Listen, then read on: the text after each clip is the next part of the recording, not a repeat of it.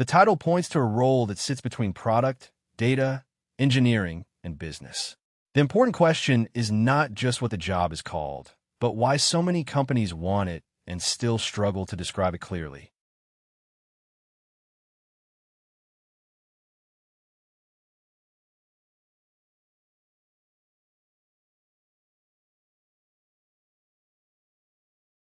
A live system breaks inside someone else's environment, and the work becomes part debugging, part diplomacy, part survival.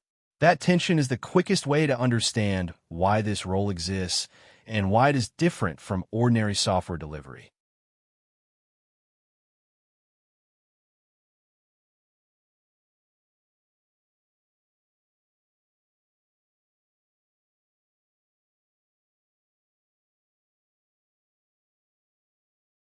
At this hour, every decision has a cost, because the engineer is no longer shaping a demo. The question becomes whether the system can be made to hold up under real production constraints.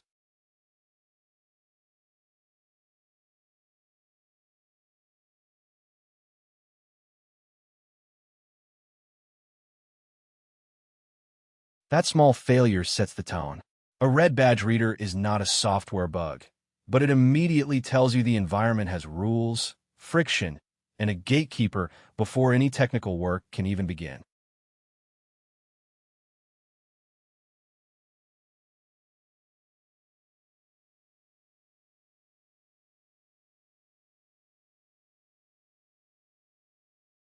Once a simple access problem appears at the start, you can expect the rest of the night to be full of surprises. In this kind of work, the first obstacle is often a hint that the real problem sits deeper than the original ticket suggested.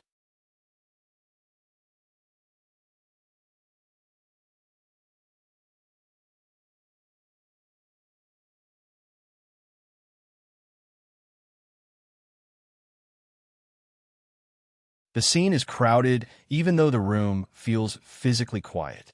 Multiple people are already in the loop. The engineer is carrying the customer's access token for the night, and the environment itself is reminding everyone that production systems have temperature, noise, and urgency.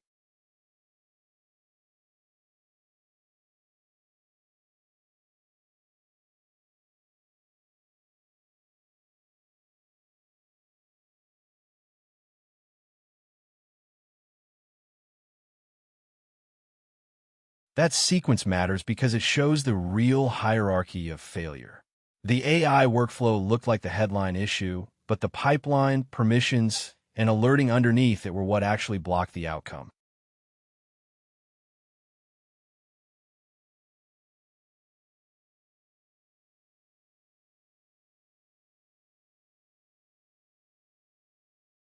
The job reveals itself when the polished plan meets the messy production reality. What matters is not the elegant architecture on paper, but the ability to keep the system working when everything around it is imperfect.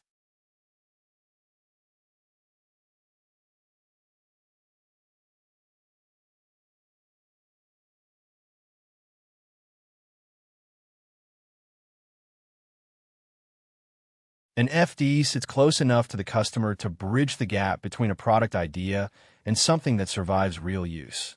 That means carrying technical responsibility at the boundary where product capability, implementation detail, and customer trust all meet.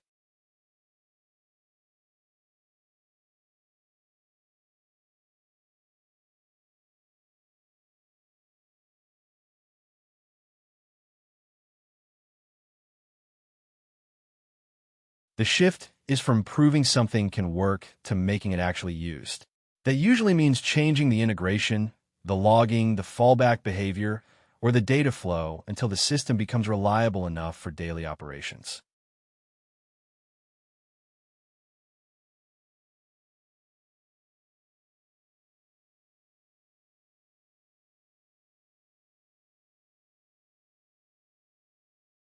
Embedding changes the rhythm of the work. Shared channels and shared incidents mean the engineer is still part of the product company, but the day-to-day pressure is shaped by the customer's rules, timeline, and expectations.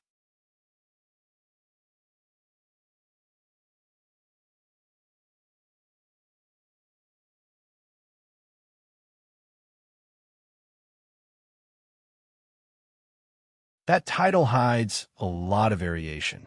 In practice, the role may look like implementation engineering, solutions engineering, field engineering, or product work with a strong customer-facing component, which is why the market is hard to read from titles alone.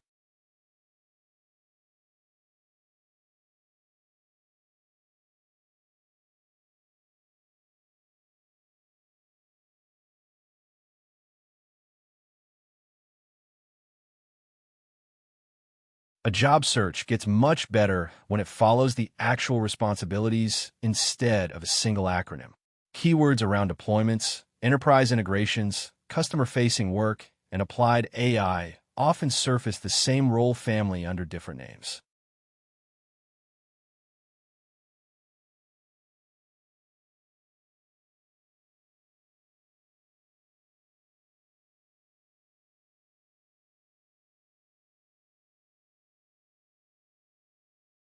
That gap is why the role has grown so fast. Many companies can prototype quickly, but turning a prototype into something dependable, secure, and adopted inside an enterprise still takes hands-on implementation talent.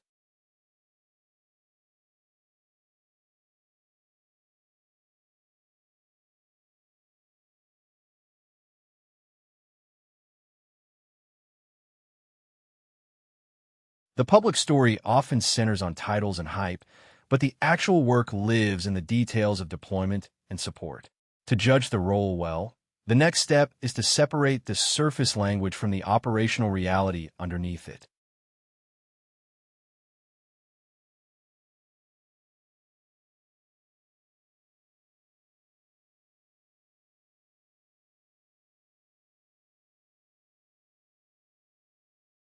Compensation needs careful reading because the cash number is only part of the picture. Equity, bonus, and sign-on awards can change the value of a posting a lot, especially in roles that also carry travel and customer pressure.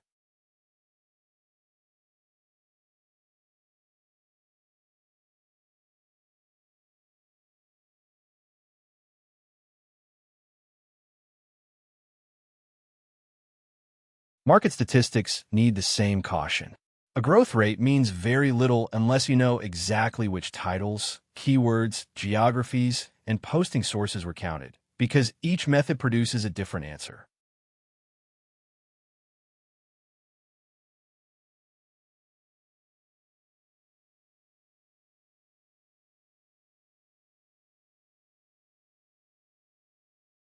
With that in mind, the useful search plan is simple.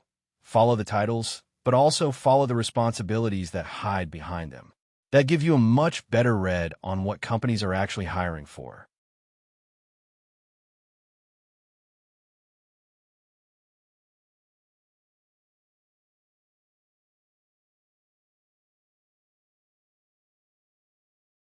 These labels overlap more than they differ. Some are direct synonyms, some are older names, and some are hybrids, but they all point toward technical work that is close to the customer and responsible for getting something into production.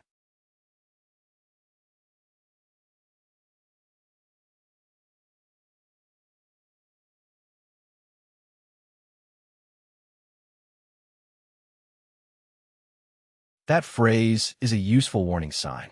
A strong role should involve code, debugging, and real deployment responsibility, not just presentation skills and a promise to smooth things over after the fact.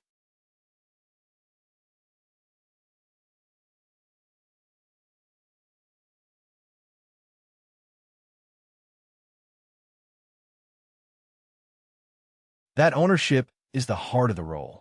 The engineer has to diagnose under pressure, patch in front of stakeholders, and then carry the lesson back into the product so the same failure does not repeat.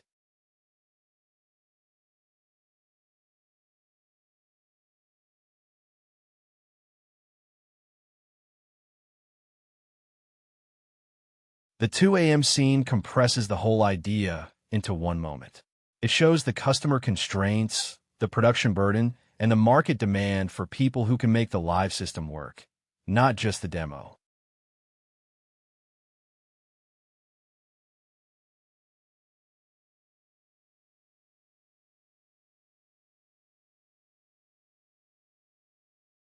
Once the role feels concrete, the naming problem becomes impossible to ignore. The next step is to ask what people call this work when they put on a job posting.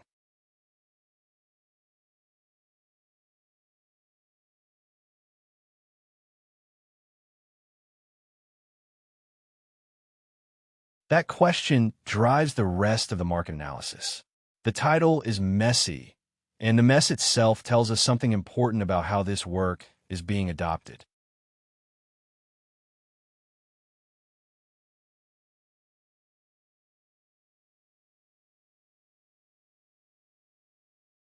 The next part moves from the scene to the numbers. It looks at why the title spread so quickly, how to read the postings, and what those listings reveal about demand for this kind of engineering.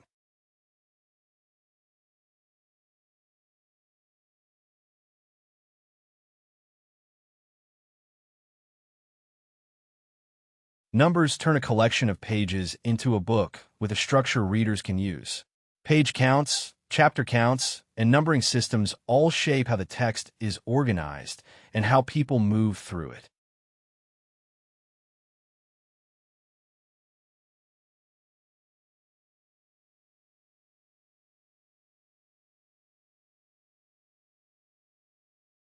This title frames a labor market signal. Demand for FDE roles is climbing fast, and the real question is how to read that curve without being misled by labels.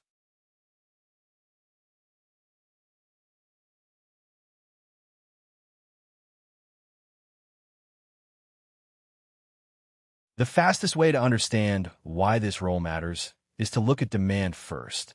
A steep hiring curve tells you the market is trying to solve a real problem, not just rename an old one.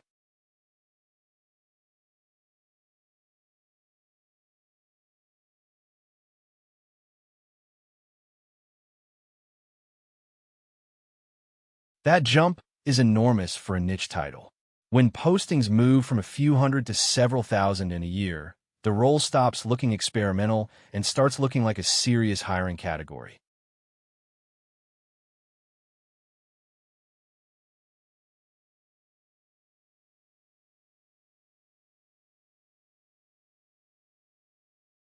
The caution here is simple. A growth rate only means something if the underlying counting rule is clear. Without that, two sources can look inconsistent when they're actually describing different slices of the market.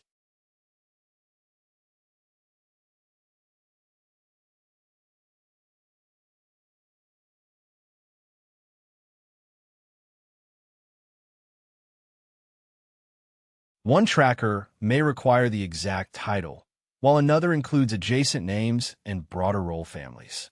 Some use only one job board, others aggregate several, so the same market can look smaller or larger depending on the filter.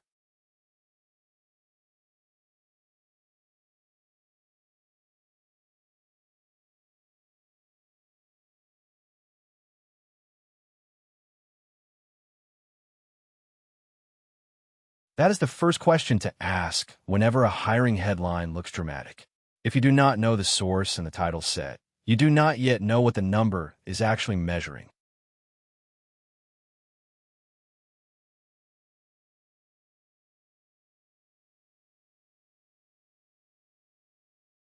This is where measurement discipline protects you from exaggeration. A real labor market shift should survive careful counting, while a hype loop usually depends on sloppy definitions.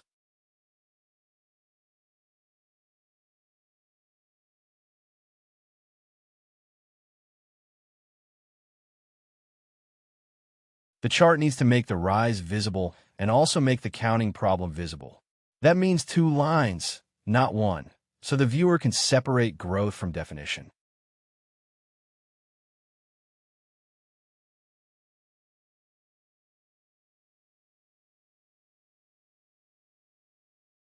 One series tracks the exact title, and the other tracks a broader family of related titles.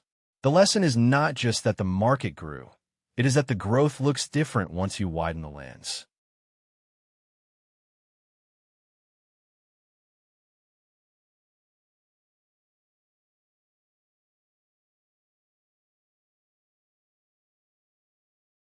The literal series anchors the cited figures at both ends, and a broader bucket sits above it to show how inclusion rules change the total.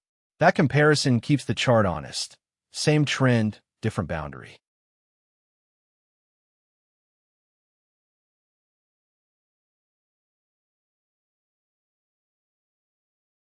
A precise count is useful, but only after you know what went into it. The chart should teach viewers to read the direction first and the definition second.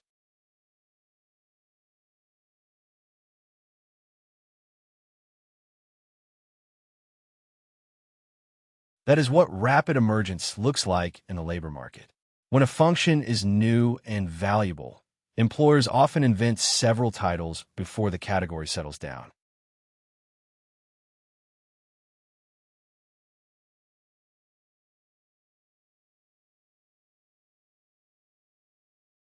The next question is practical. What problem does this role solve inside a company? Once that is clear, the job title stops sounding vague and starts looking operational.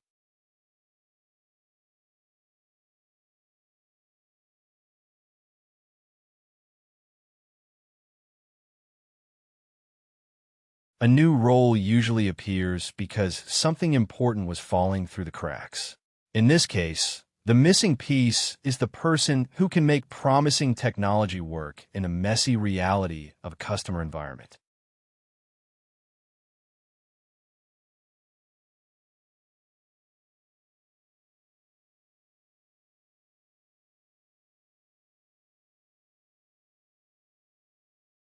A product can look fine in a pilot and still collapse when it meets permissions, data quality, user habits, or approval chains.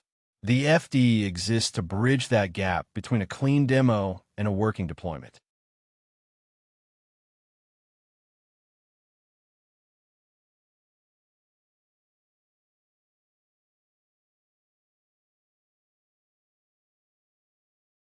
Once an FD enters the picture, the job becomes less about explaining the vision and more about making the system survive contact with the customer's actual process.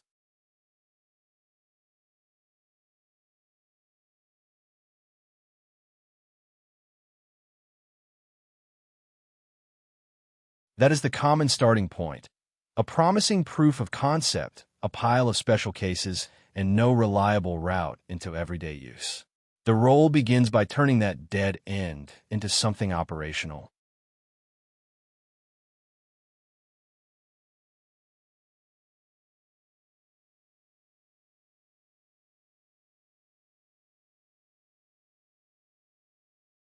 The practical work is concrete.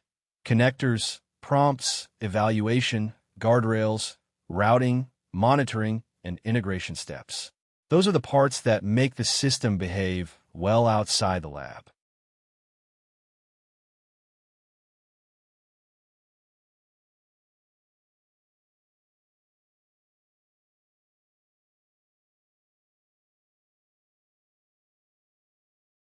Production success shows up in usage, task completion, less manual work, fewer escalations, and sustained adoption over time.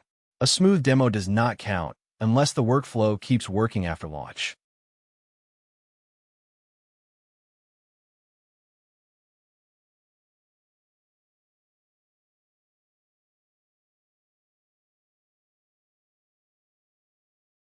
The feedback loop matters just as much as the field fix. Recurring breakdowns and integration gaps should shape the core product, not remain hidden in one customer deployment.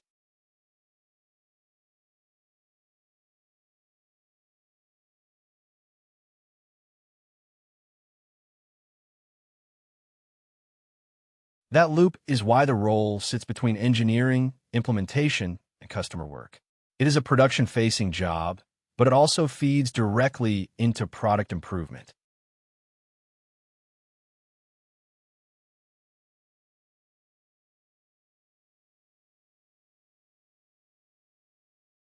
To make the market easier to read, it helps to look at the title family directly. Job posts often hide the same function under several different labels.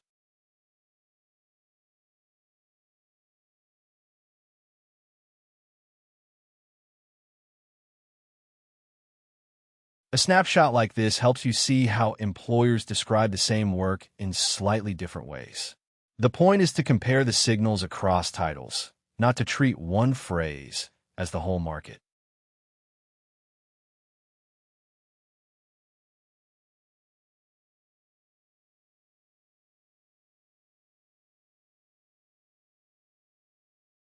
These are the names that often sit near the same kind of work.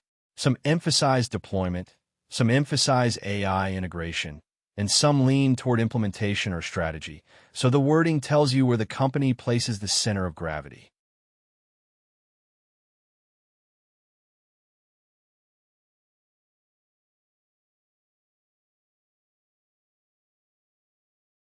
That approach avoids two common mistakes. Exact title search misses demand, but overly broad search can mix in roles that are really sales engineering, consulting, or product support.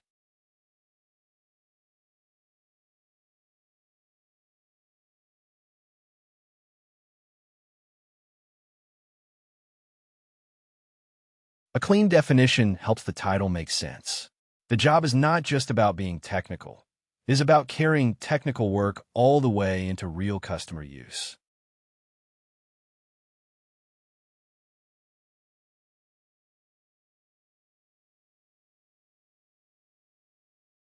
Think of it as an engineer who lives near the customer problem and near the product team at the same time. The job is to convert capability into something reliable, then send the lessons back upstream.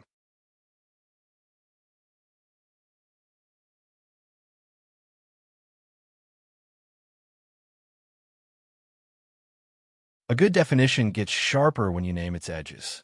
These boundaries separate the role from adjacent jobs that sound similar on paper.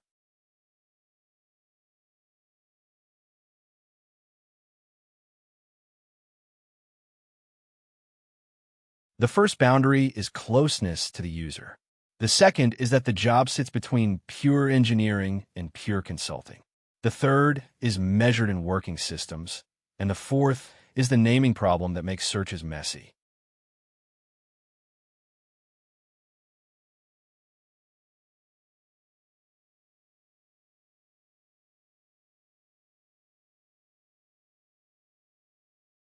That is why the label can sound fuzzy while the work itself is very specific. The title is broad, the responsibilities are not.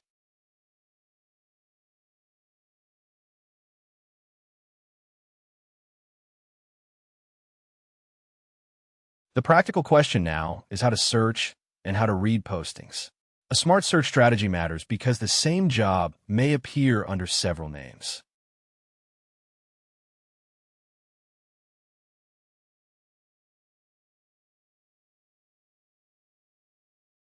Looking for only one phrase will miss a lot of relevant openings. The title family is wider than the literal label, so the search needs to be wider too.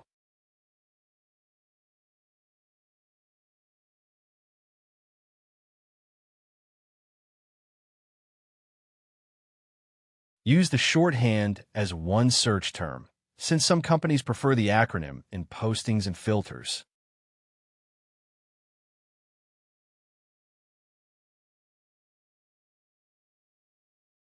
This version often signals the same core pattern, but with stronger software engineering language around the role.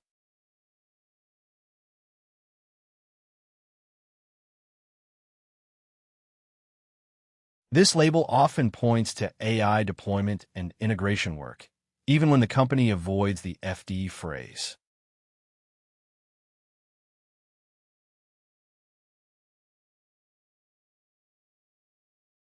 This one can lean more towards solution design and system shaping, so the posting may be less hands-on and more architectural.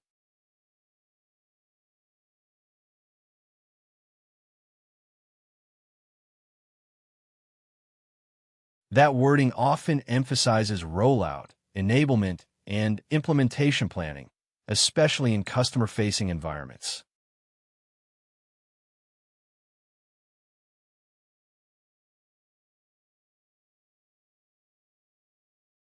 This newer term often appears around agentic workflows, orchestration, and prompt evaluation work, so it can overlap with FD-style responsibilities.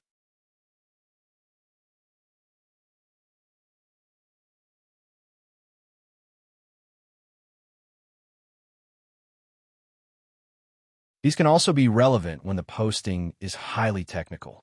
The key is to read the responsibilities closely because the title alone does not tell you whether the job is mostly support, deployment, or true engineering.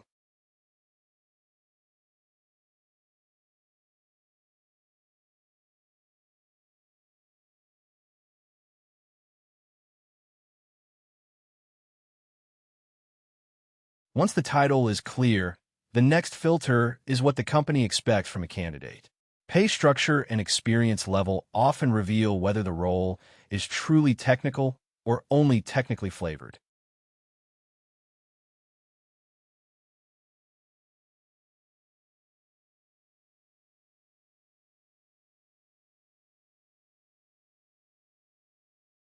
Base salary is the fixed part of the offer. It tells you the guaranteed floor, which matters when variable pay is hard to compare across companies.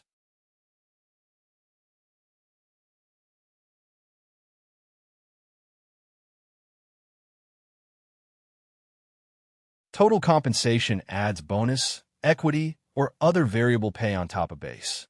That number can look much larger than the guaranteed cash, so the components need to be separated.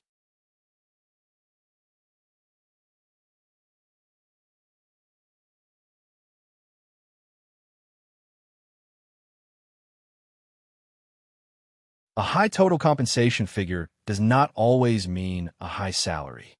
Candidates need to know what is fixed, what is conditional, and how senior the company expects the hire to be.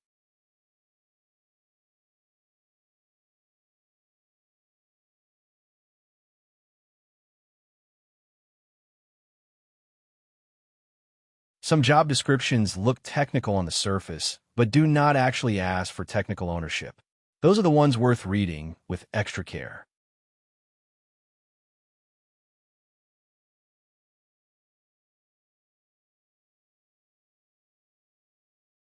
That pattern often means the role leans more toward account work than engineering.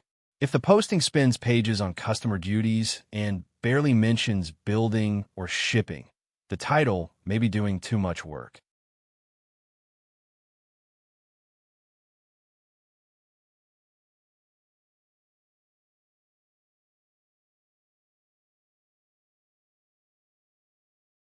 That phrase can be a placeholder when the company wants credibility without real ownership. The important question is whether the person is accountable for something that runs in production.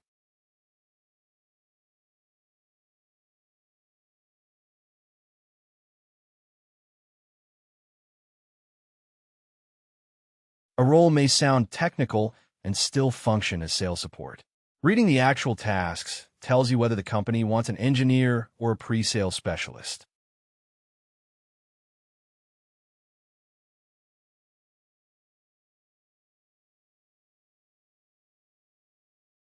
That mismatch is a warning sign. If the company expects a lot of judgment, client management, and delivery ownership, the compensation should match that level of responsibility.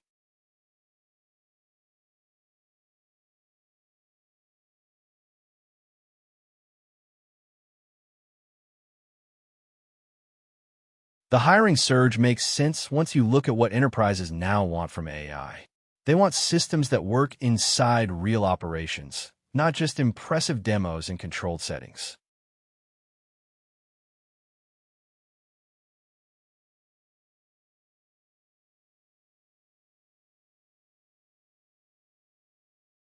That is the hard part.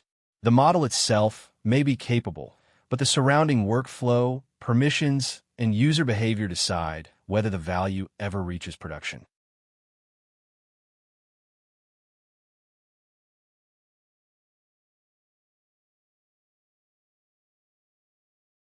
Generic software can often be installed once and left alone, but customer-specific AI systems need adaptation. Someone has to translate between product reality and customer reality, and that is where the FD fits.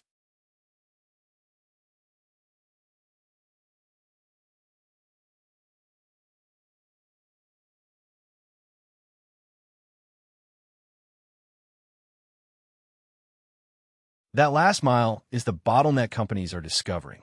The hard problem is no longer only building the model. It is making the model useful in the environment where work actually happens.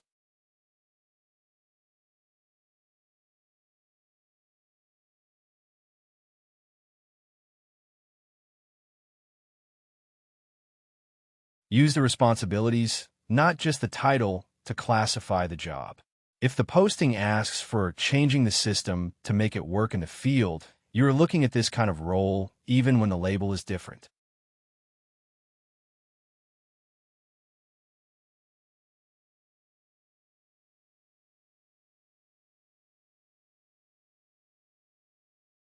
The naming problem is where the market gets confusing again. Different titles can describe the same work, and that fragmentation is why one search misses what another search finds easily.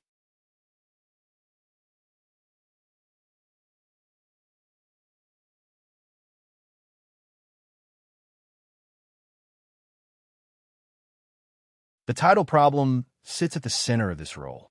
The point here is that the job exists, but people describe it in different ways, and that confusion tells us something important about the work itself.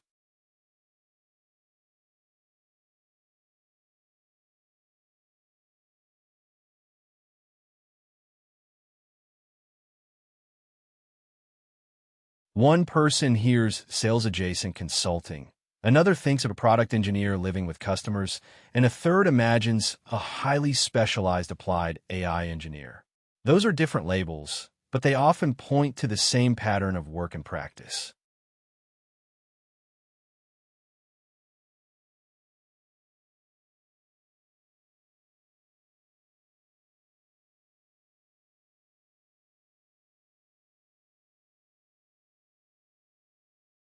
That split is the key idea. The labor itself is genuine, but the market has scattered names across it, so the title alone does not tell you much.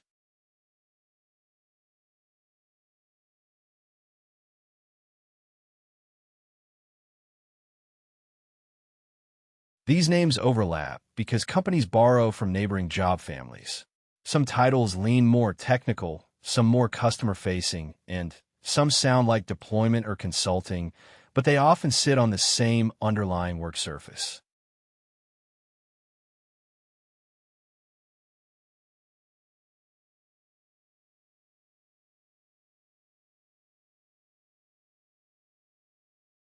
The important part is the work shape underneath the label.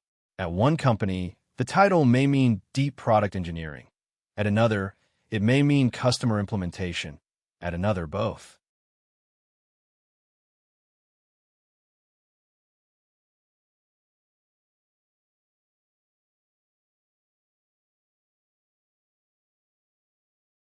A useful definition has to be broad enough to survive those label changes. The next few lines pin the role down by behavior, not by badge.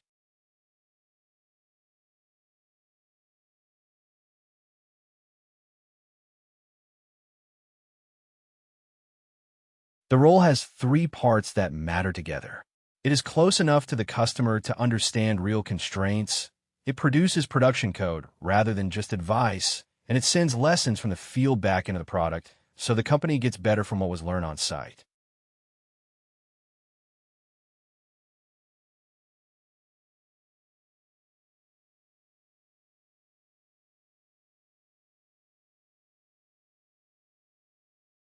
That phrase captures the outcome. The job is not just about making a model look good in isolation. It is about making it fit the way an organization actually works.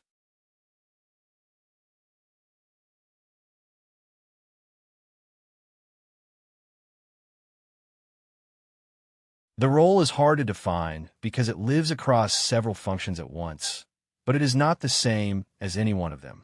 A strong FD has to understand the customer, build the fix, and stay responsible for whether the fix really works in production.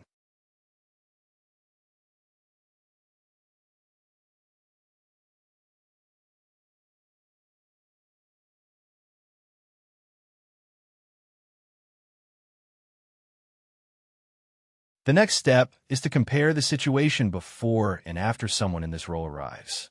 That contrast makes the job much easier to recognize and practice.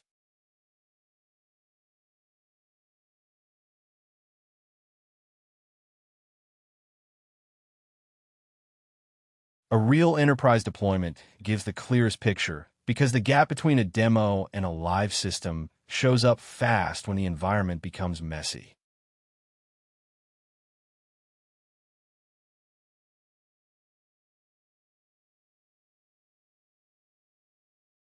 Before the FD arrives, the pattern is familiar. The model performs in a controlled demo, a pilot user is impressed, and then everything gets harder once real data, permissions, edge cases, and operational rules enter the picture. At that point, the team knows the model is promising, but not yet how to make it survive the customer environment.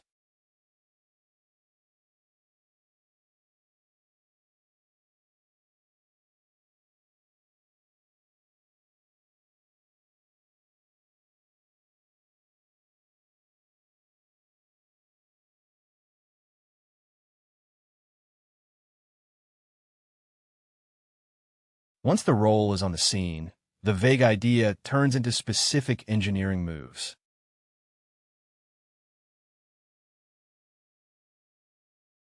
The first job is to hook the model into the actual sources of data and the workflow the customer already uses. Without that connection, even a good model stays trapped in the lab.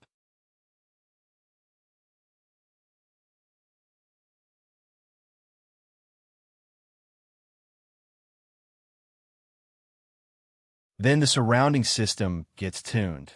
The interface, the prompts, the retrieval logic, and the integration points all have to match the environment. Small changes there often decide whether the tool feels usable or awkward.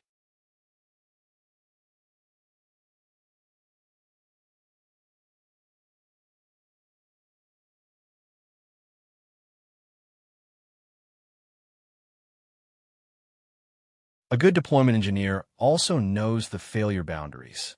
Some cases should be blocked, some should be routed elsewhere, and some should carry warnings rather than automation.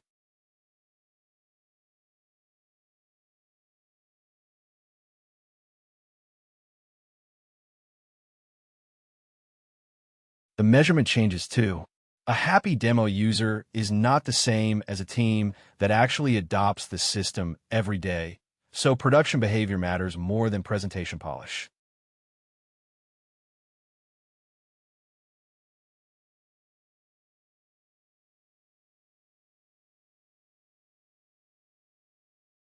Finally, the field lesson has to travel back upstream. The product improves when the people building it learn from the failures and friction observed in the customer environment.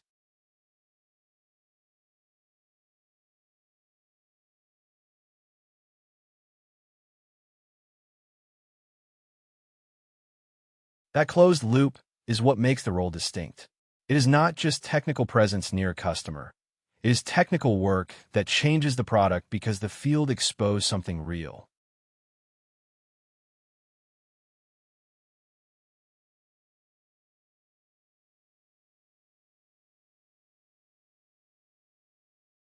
The title issue matters because people search, hire, and filter based on labels.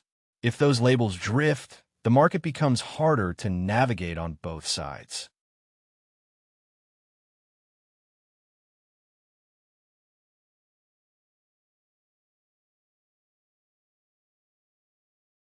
That ambiguity changes what shows up in a search. If you only use one string, you miss roles that fit the same shape but are filed under another label.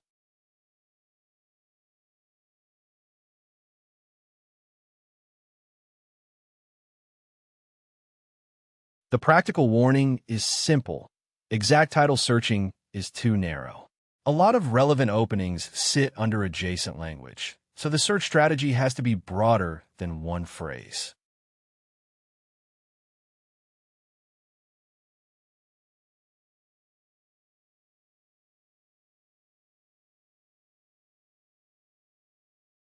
For companies, the wrong title can hide the right candidate.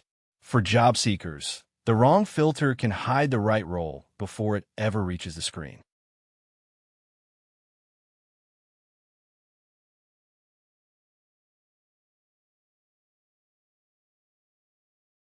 A better search strategy is to group related titles together. That way, you track the job family rather than a single naming choice.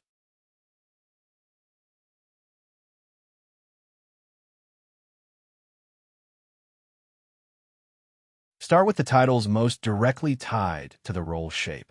These are the names most likely to signal customer embedded engineering plus production responsibility.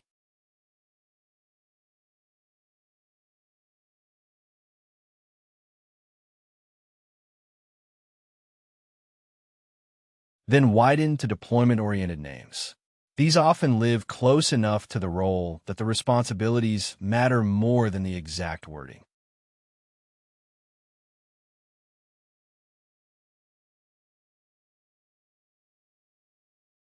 Customer-facing technical roles can also overlap with this work, especially when the posting expects real technical ownership and not just presentation skill.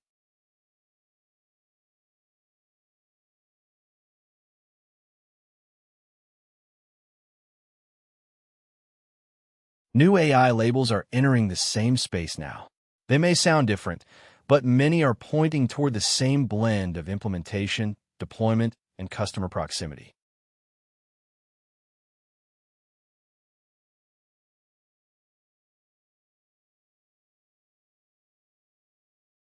That is why the description matters more than the badge. A title can mislead, but the responsibilities usually reveal the real shape of the work.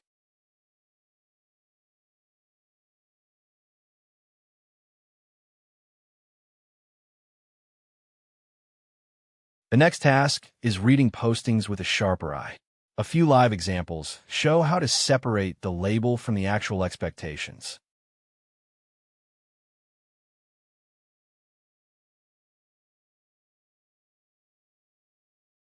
Public job ads are useful because they reveal how companies talk about the work in the wild.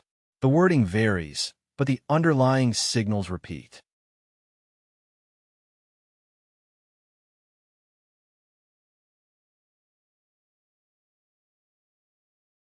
A posting like this usually signals a mix of production engineering, customer interaction, and deployment ownership. The experience profile often looks closer to an established software engineer who can work with users than to someone doing only internal demos.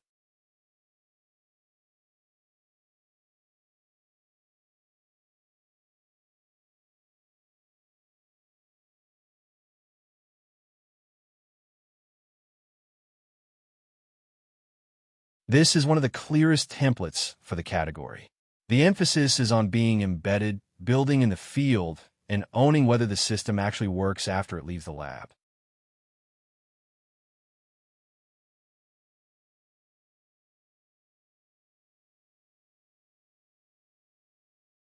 The strategic signal here is broader than one company.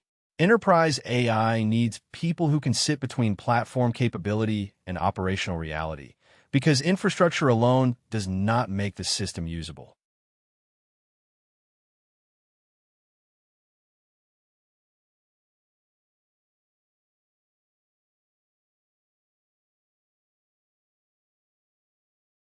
When comparing openings, the fastest way to avoid being fooled is to inspect the experience signals hidden in the requirements. Those lines usually tell you more than the title does.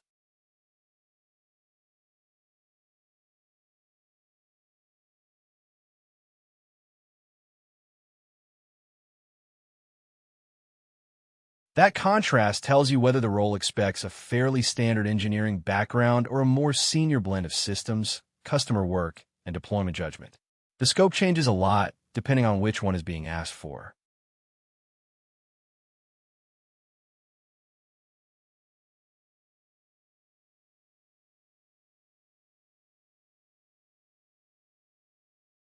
Technical requirements like these point toward real build work. When they appear together, the posting is usually asking for somebody who can ship, not just advise.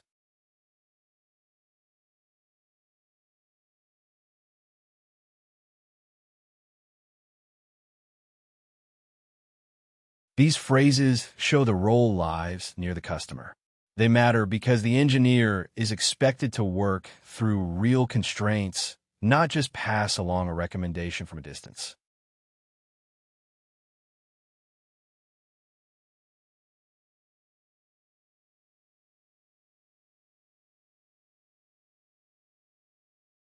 Ownership is the dividing line. If the posting centers on outcomes, the role is closer to FD territory. If it stays at support or enablement, the job may be adjacent but not the same thing.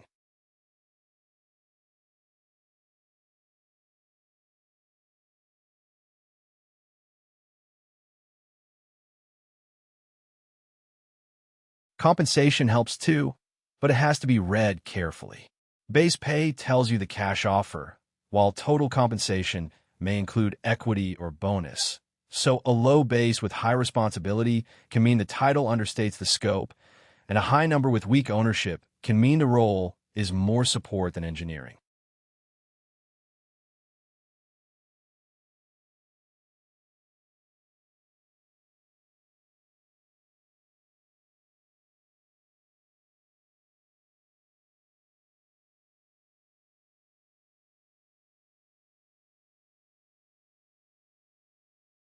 There are also warning signs that deserve attention before you trust the posting. If the description never mentions production systems, the engineering title may be doing more work than the actual job description.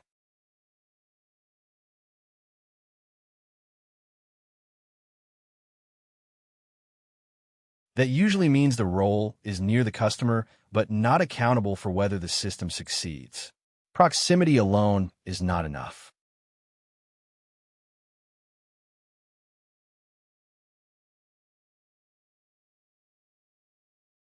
When the verbs stop at translation or advice, the posting may be describing a technical support or pre-sales function rather than a true deployment engineering role.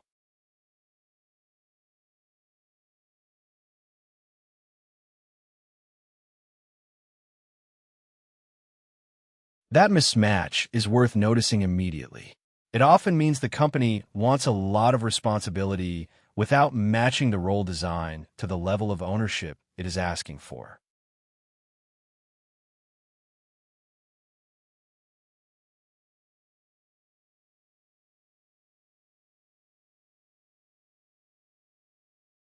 When those mismatches appear, the right question is not the title itself.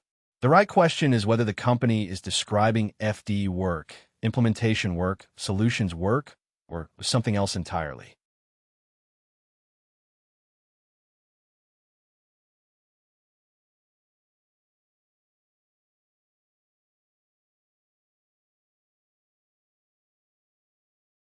The broader market signal is clearer than any one posting.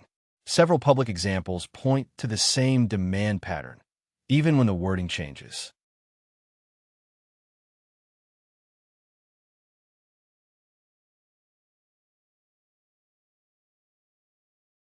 That consistency matters. The surface language varies, but the need for customer-embedded engineering keeps showing up across different companies and different names.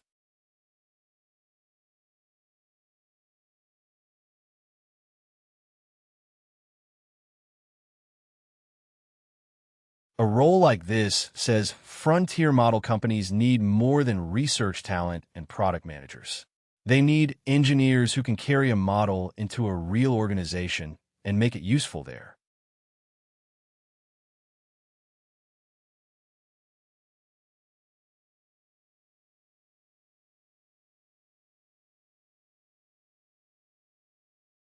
This is one of the origin stories for the category. It normalized the idea that deployment itself can be serious engineering work, not a handoff to another team after the code is done.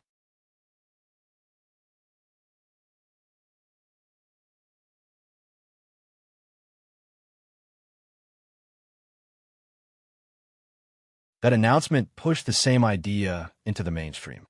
The message was that enterprise AI needs people who can live in the implementation gap between platform capability and operational reality.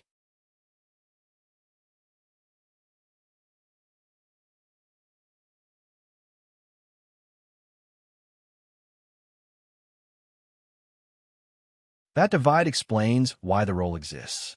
The problem is not only technical, it is also organizational and workflow specific, so someone has to bridge the gap from prototype to daily use.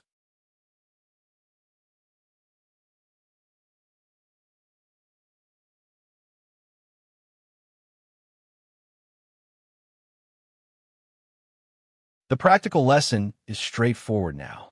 The title matters less than the work, and the work is what you should learn to read first.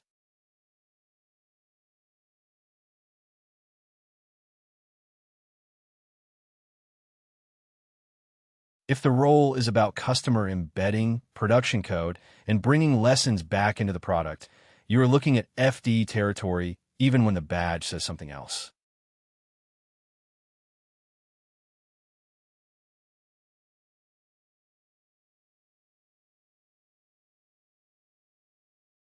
That closes the definition problem in plain English.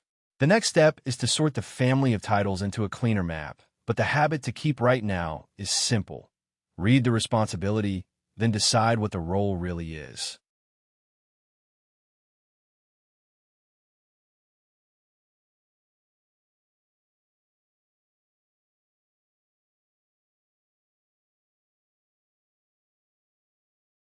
A one-sentence definition forces the idea down to its core, so the concept stays precise instead of fuzzy. That matters when a term can sound familiar, but still be easy to misuse.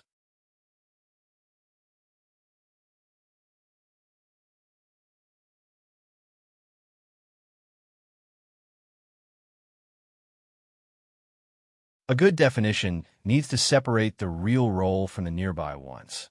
The goal here is a test you can apply to job titles, job posts, and team structures without getting lost in jargon.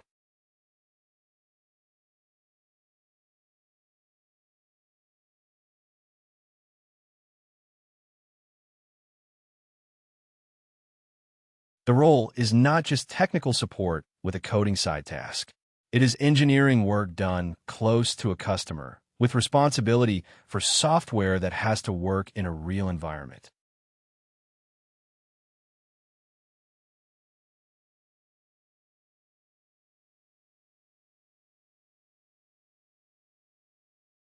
The point of a narrow definition is that it keeps the boundary clean. A lot of roles can look similar from the outside, but if they stop at advice, handoff, or internal roadmap work, they are missing part of the FD job.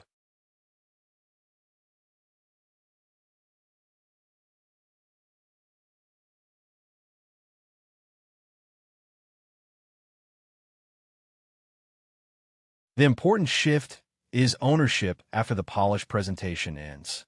An FD does not stop at explanation or prototype handoff. The job continues until the customer is live and learning starts flowing back.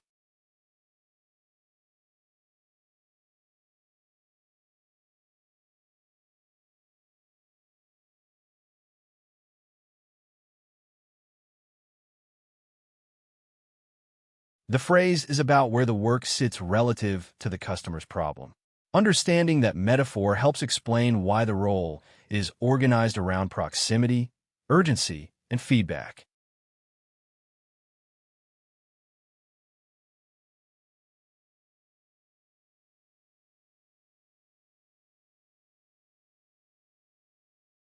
The military origin is useful because it captures positioning, closer to action, less insulated from consequences. In business terms, that means the engineer is placed near the live problem rather than far away in a central team.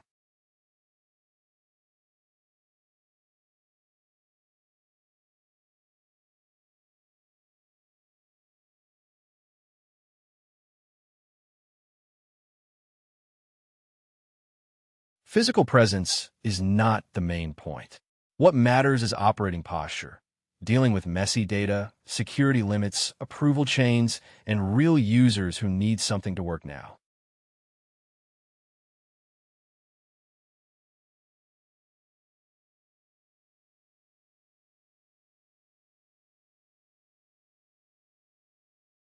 The definition gets sharper when the nearby roles are named.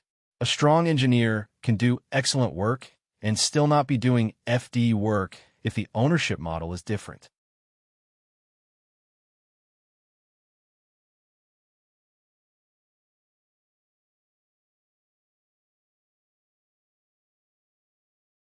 Location alone does not create the role. Many engineers do high-quality work from inside the product organization, but if they never work in the customer environment, that is a different kind of engineering.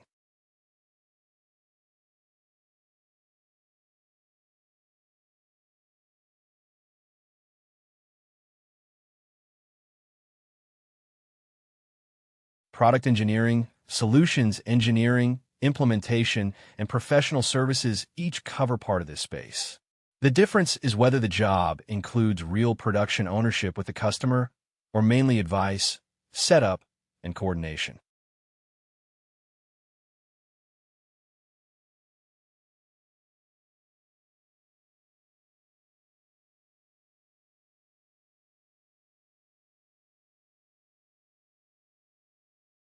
That overlap is the center of the role. FDE work is defined by responsibility across technical build, deployment reality, and the result the customer actually gets.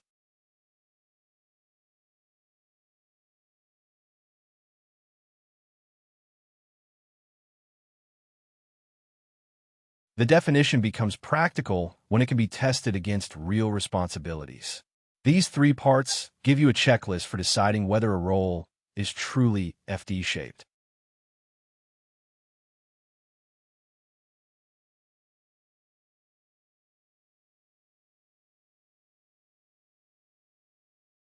The checklist is simple, and that simplicity is the point. Each part captures one dimension of the job: proximity, software delivery, and organizational learning.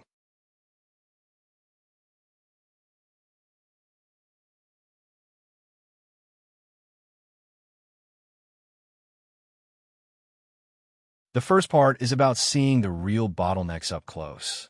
The second says the work includes live software, not just advice or configuration. The third closes the loop, because lessons from the field should change the core system instead of vanishing into a one-off fix.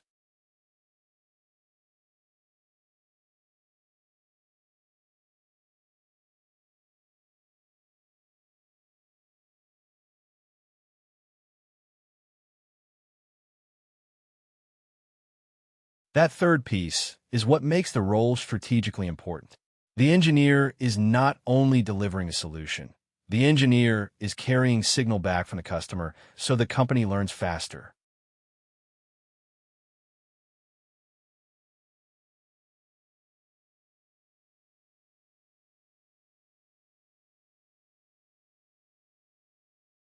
A concrete example makes the boundary easier to feel. The same customer problem looks very different before and after an FD starts working inside it.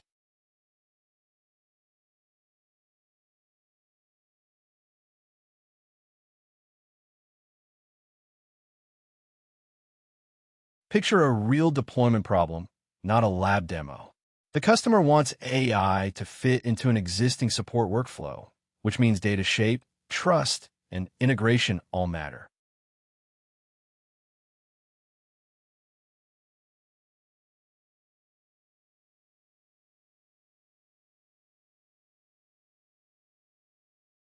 First, look at the failure mode before the role steps in. The issues are usually spread across data, workflow, and adoption rather than living in one obvious bug.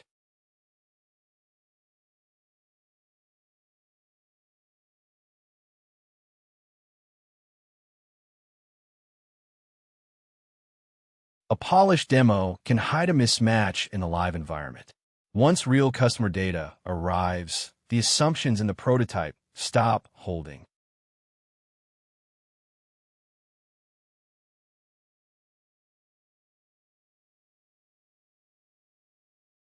That kind of integration problem is common in the field. The model is not just consuming data, it is dealing with data that has already been shaped by messy enterprise systems.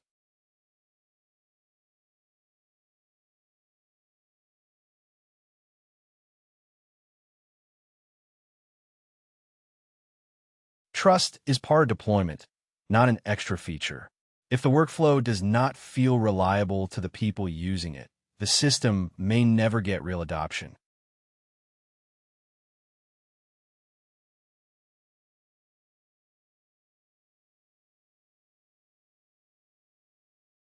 That vague complaint is common when no one is close enough to translate the problem. The product team needs sharper feedback than a general sense of disappointment.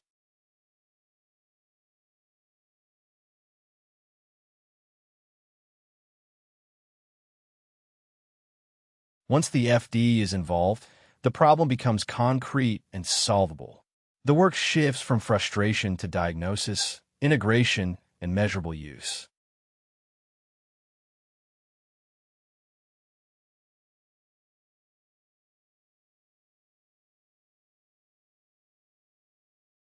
The first move is to understand the real flow of data end to end. That often reveals where the customer's system is distorting the signal before the model even sees it.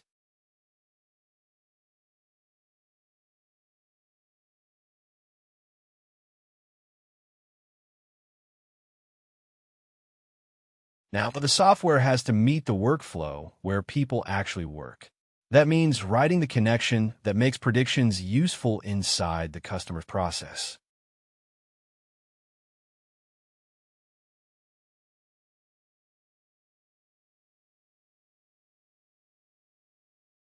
A good deployment includes escape hatches. Humans need a clear way to override the system when confidence is low or the situation is unusual.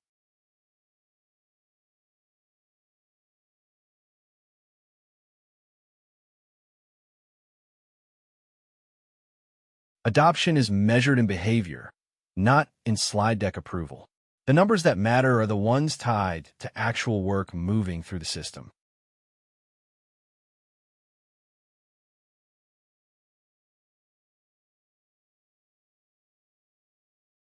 That feedback changes the product conversation itself. The company learns that the model was only one part of the problem, and that the surrounding system mattered just as much.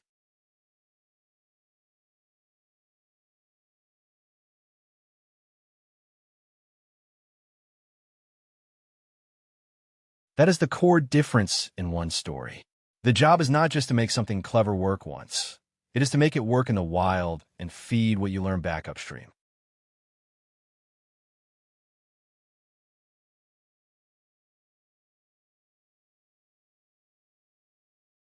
The reason this role is getting attention is not mysterious.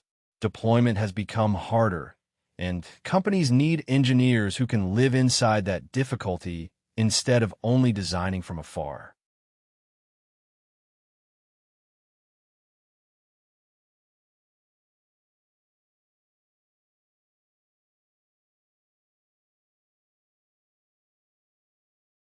A model can look strong in a controlled environment and still fail once permissions, legacy systems, procurement, and human habits enter the picture.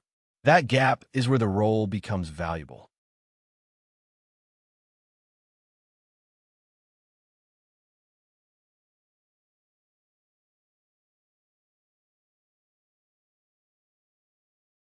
Public hiring signals from several large AI companies point in the same direction. When deployment gets hard, the organization responds by moving technical people nearer to the customer's live work.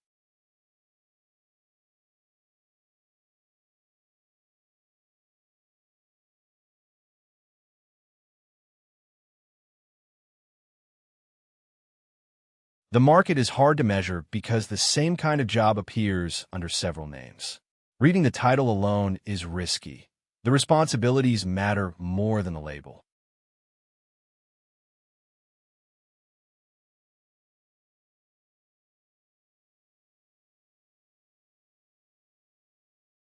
This title points directly at the role we are defining. When it appears, it usually signals customer proximity plus engineering ownership.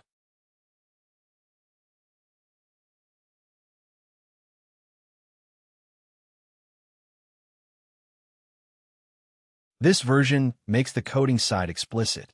The software part matters because the role is not just advisory. It includes building what gets deployed.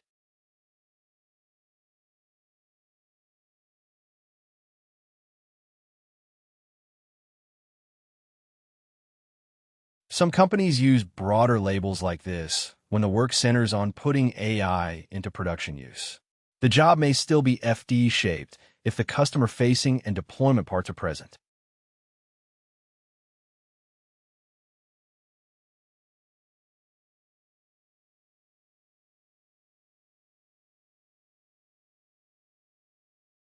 That title can mean anything from pre-sale support to real engineering work. The key is whether the coding is central to live deployment or just part of helping a deal move forward.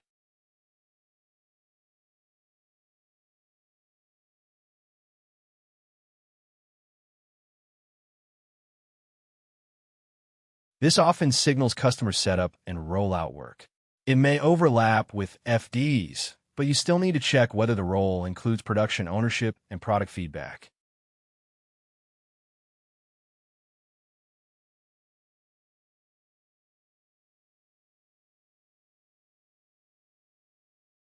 These labels all point toward the same general space: technical work near the customer boundary. The title can change, but the pattern of deployment, code, and feedback is what you should look for.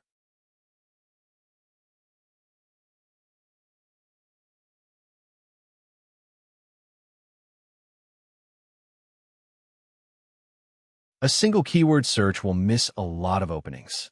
The market uses several names for closely related jobs, so the scope of the posting matters more than the exact wording.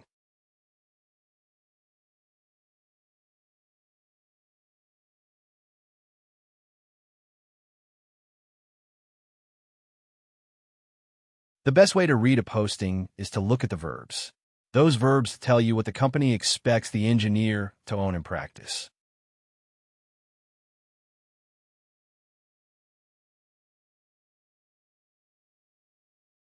Titles vary too much to be trusted on their own. Responsibilities, deliverables, and ownership language reveal whether the role really includes field engineering.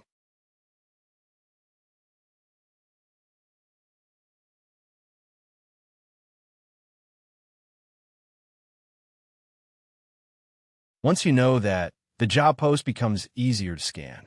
You're looking for signs of production work, customer contact, and learning that flows back into the product.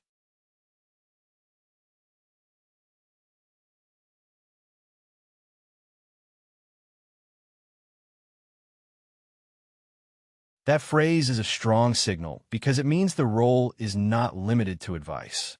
Someone is expected to write software that reaches real users.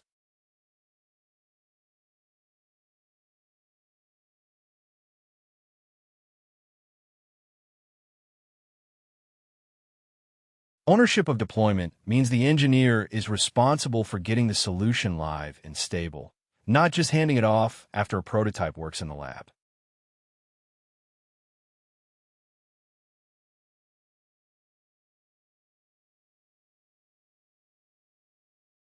Integration language matters because it puts the job inside the customer's existing stack. That usually means real technical friction, not a clean internal demo environment.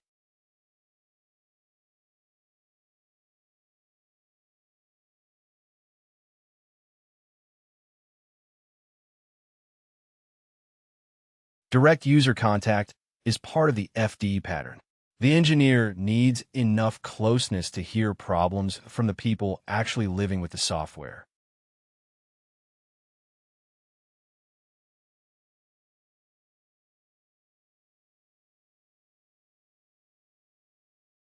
Field iteration means the environment is changing and the job is adapting with it. That is very different from building once and waiting for a handoff.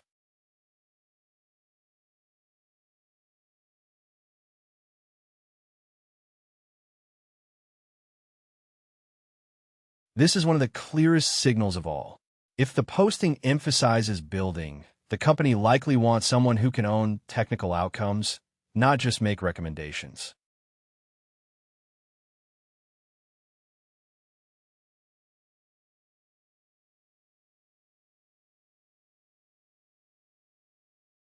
That phrase points to the feedback loop at the center of the role. The company is asking for a person who can translate messy field reality into product changes.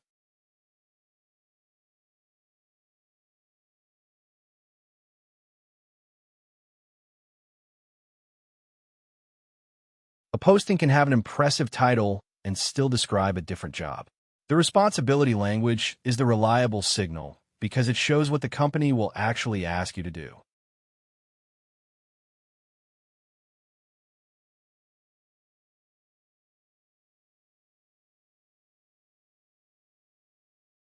Compensation needs a careful read because base salary can hide the real package. Equity, bonus, and sign-on can change the picture, and scope should be checked right alongside pay, so you do not trade senior responsibility for junior compensation.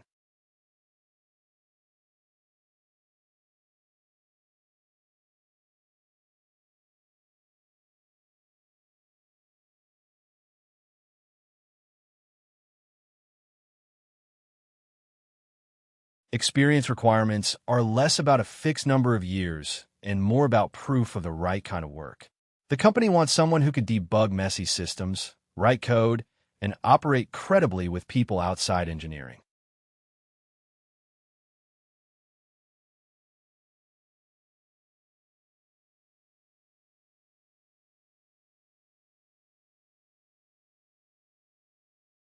A simple rule helps cut through the title noise. If a role has the three core ingredients, it is FD-shaped. If one ingredient is missing, the job may still be valuable, but it is probably something else.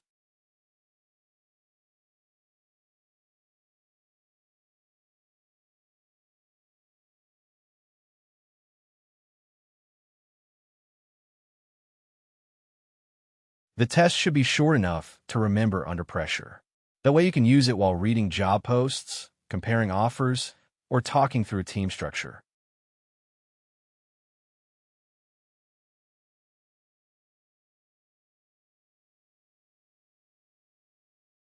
All three parts need to be present together.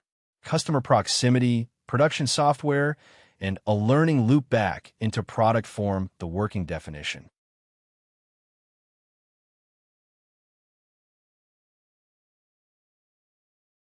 That missing piece matters because it changes the responsibility model. A role can still be meaningful and technical, but without all three parts, it sits somewhere else on the spectrum.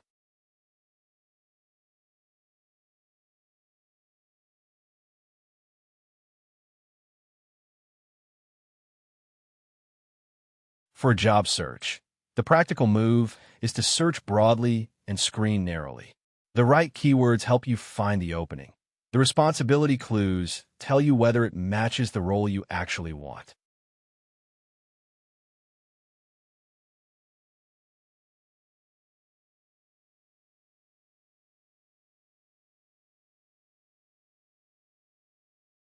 Start with a wider net than one exact title. These searches catch many of the roles that use different names for similar work.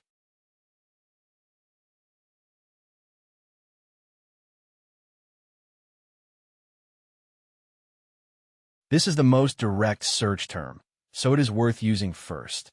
It often surfaces roles built around customer proximity and deployment ownership.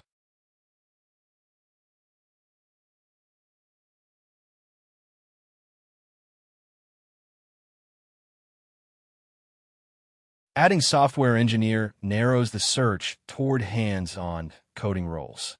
That helps separate real engineering work from titles that are only loosely technical.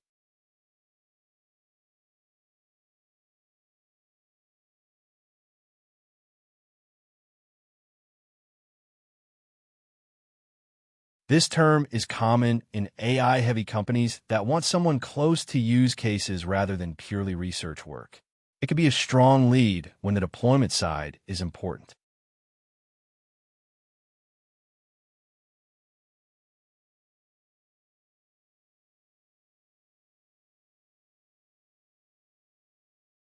That title often signals external-facing technical work.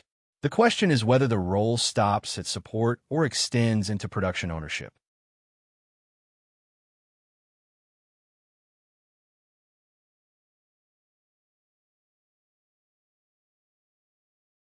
This search can uncover hybrid roles where code is part of the job, not just a bonus skill. The posting should make it clear whether coding is central or incidental.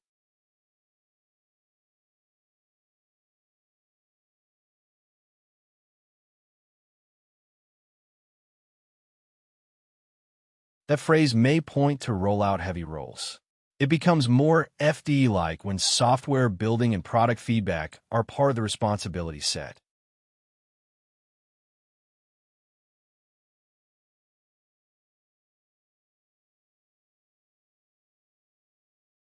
Deployment language often means the company cares about real-world rollout, not just internal delivery.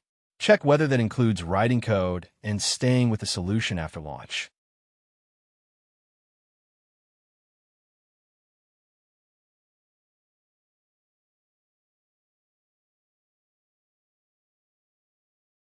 This phrasing can surface roles where engineering and customer contact are both required. The useful question is whether the customer-facing part is paired with real technical ownership.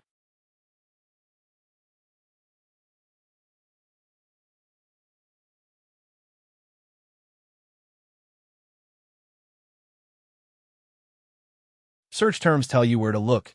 Skills tell you whether you are ready. The common thread is practical engineering under messy, customer-facing conditions.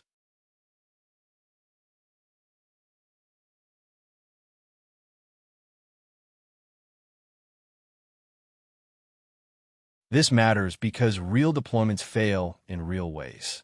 The engineer has to track down problems when logs, systems, and customer behavior are all part of the picture.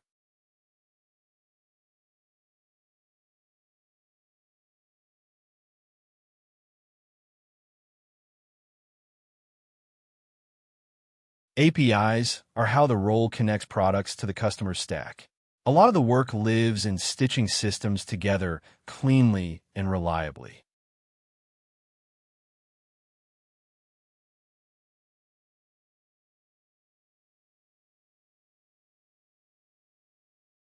Pipeline knowledge matters because field deployments often fail at the data boundary. Getting the data in the right shape is often half the job.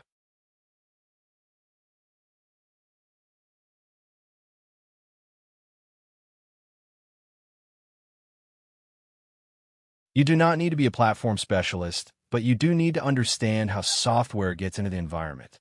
Basic deployment fluency prevents a lot of avoidable friction.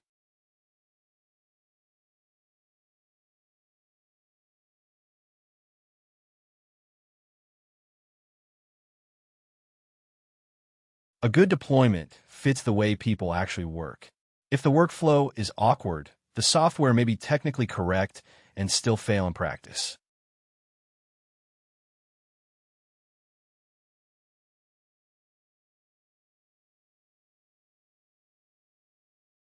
Customer work creates urgency. The engineer has to explain trade-offs clearly when expectations are high and the facts are still moving.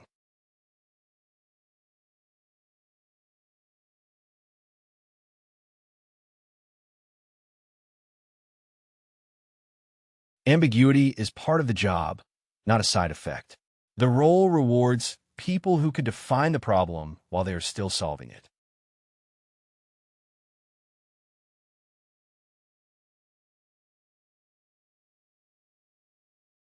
The same reading habit works in reverse when you look for warning signs. If the posting sounds technical but avoids the responsibilities that make the work real, pause and read carefully.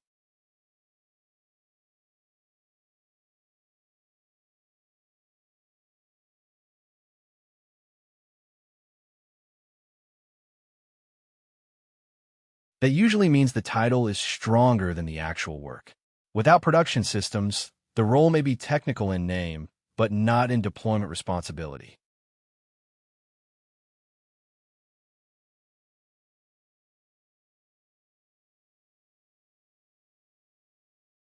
Customer contact alone does not make the role FD-like. If the posting never connects customer work to building software, the job may be closer to support or sales.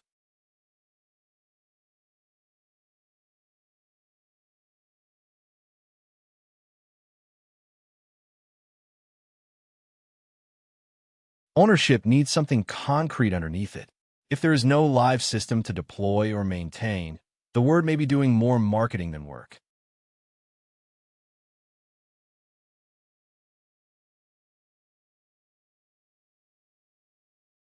That mismatch can tell you a lot about how the company really sees the role. Scope and compensation should line up, or the title may be disguising a lower responsibility job.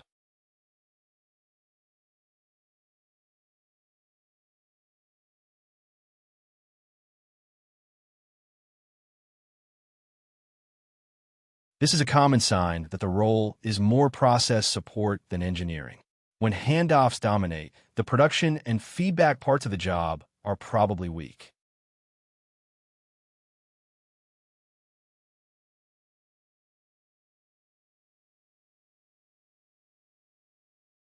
At the end of the filter, the definition should be easy to carry in your head. The job is real when customer proximity, production code, and product feedback all show up together.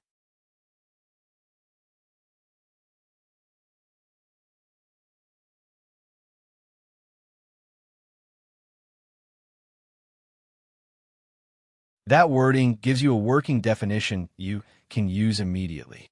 It is specific enough to separate the role from nearby jobs, but broad enough to recognize the many titles companies use for it.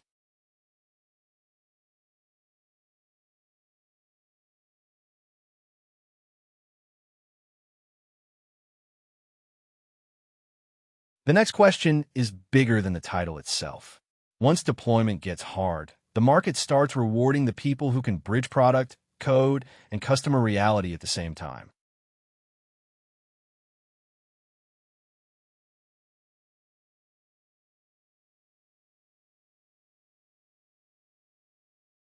Three forces make AI matter right now.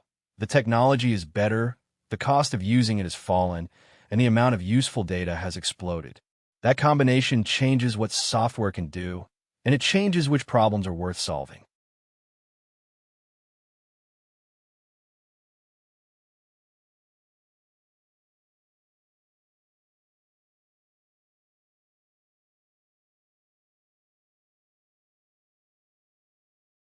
The shift came from a gap. AI could impress in a demo long before it could survive a real company's systems, permissions, and rules. That gap is what made the forward-deployed engineer suddenly valuable.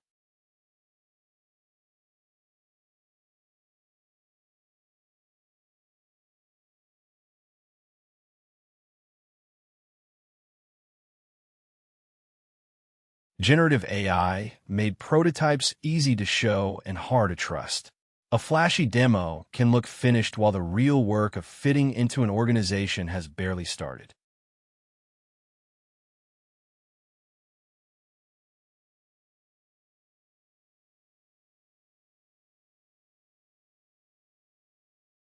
A production system has to pass through all the ugly constraints that a demo skips.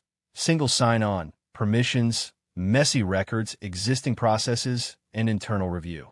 That is the point where many promising tools stop being simple software projects and become integration work.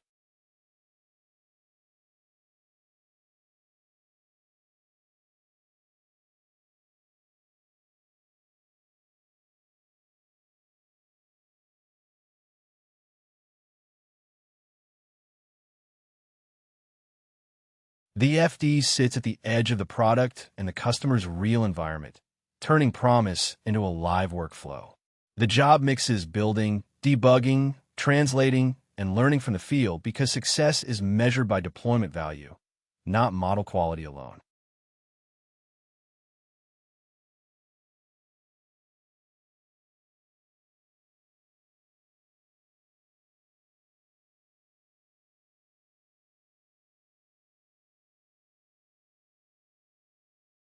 The next question is why so many pilots never turn into real outcomes. The answer starts with the gap between experimentation and measurable business value.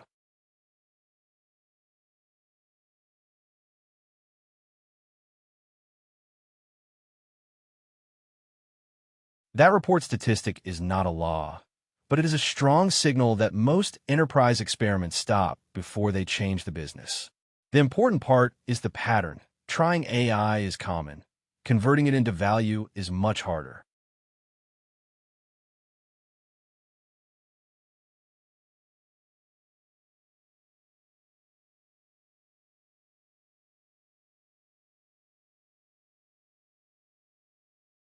That gap from pilot to outcome is the thread running through the rest of the discussion.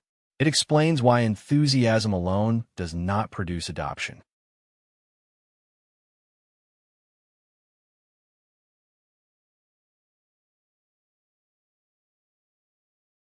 The central test is not whether a model can answer a prompt.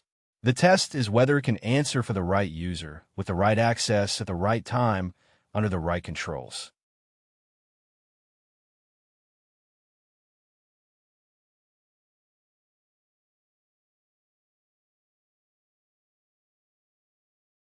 The same model that feels magical in a polished demo often runs into friction once real users, real data, and real governance show up.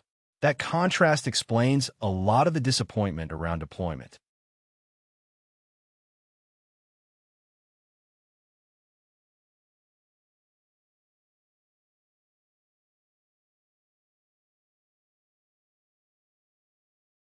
LLMs make demos convincing because they're unusually good at a couple of visible things. Those strengths hide a lot of downstream complexity.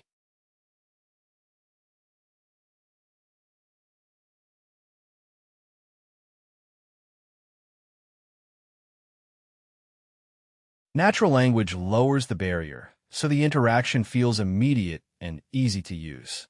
That makes the product look accessible before anyone has tested how it fits the rest of the stack.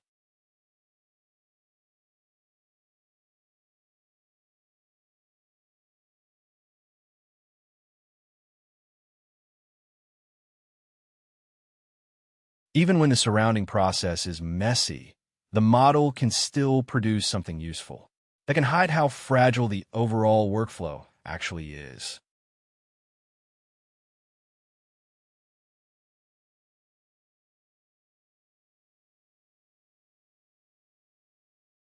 Once the system leaves the demo environment, the hidden problems become visible. Access, data quality, and governance all start to matter at once.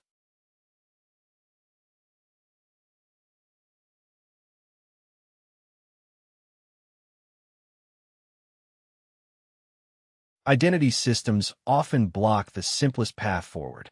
A model may be able to answer a question, but the user still needs the correct authorization chain before any useful data can be shown.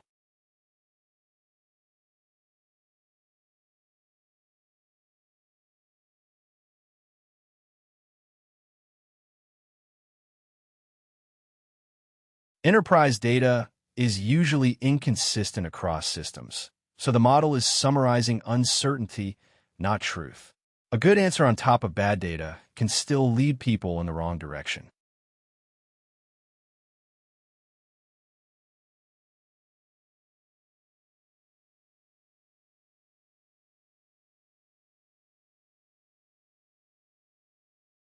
Regulated environments add audit trails, retention rules, human review, and strict information boundaries. Those requirements turn a prototype into a governance project as much as a technical one.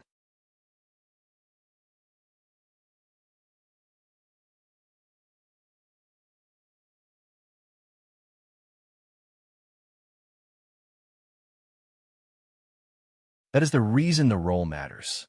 The FD takes the promise of AI and pushes it through the mess of real enterprise conditions until it can actually be used.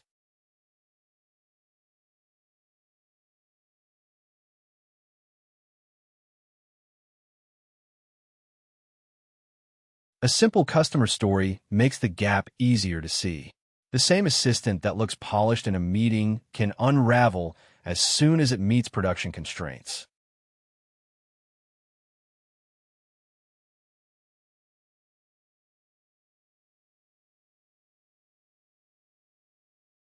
A sales-facing assistant can look convincing when the documentation is searched in a clean demo flow.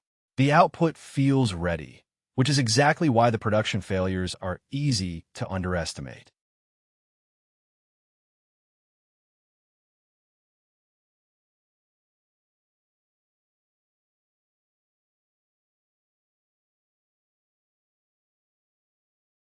At that point, the real environment starts setting the terms.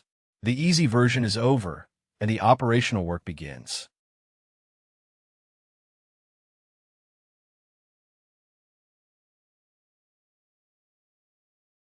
The failure modes are familiar: login problems, stale sources, overbroad access, and no reliable signal that anyone is actually using the tool. None of those are model problems alone. They are deployment problems.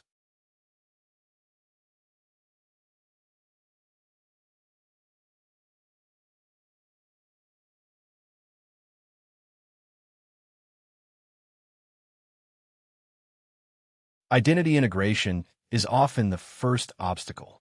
If the assistant cannot connect cleanly to the company's authentication system, the rest of the system never gets a fair trial.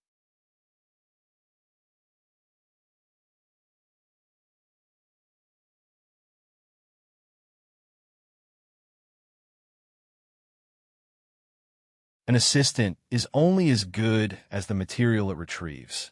If the underlying documents are stale, the output can sound polished while still being wrong.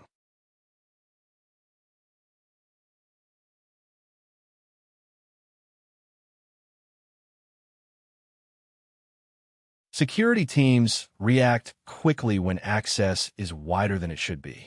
A deployment cannot move forward if it exposes sensitive data to the wrong people.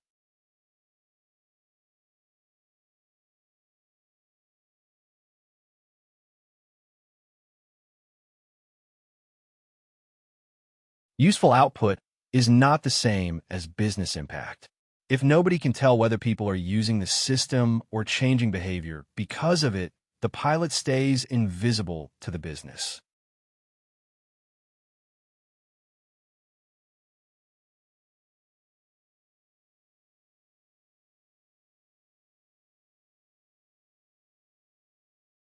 Once an FD steps in, the work shifts from proving a model can speak to making the whole system run. The job becomes stitching together the parts that production depends on.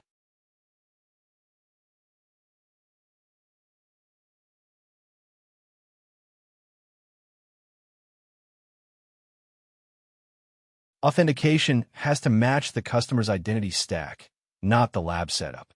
That is what makes the tool usable by the actual workforce.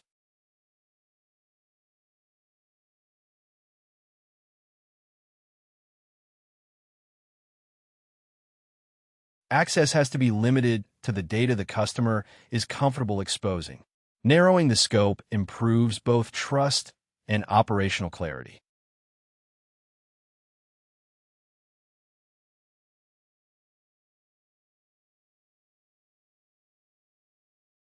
Retrieval and guardrails make the assistant cite the right materials instead of sounding confident about the wrong ones.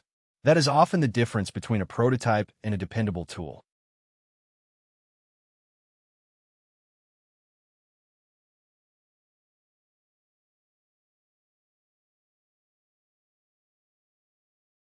Usage data tells the team whether the system is really being adopted. Without that signal, the conversation stays subjective.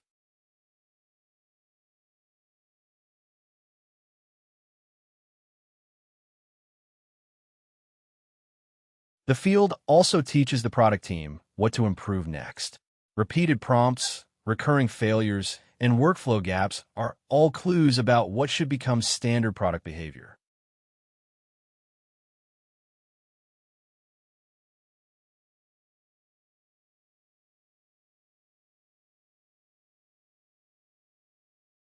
That before and after change is the job in miniature.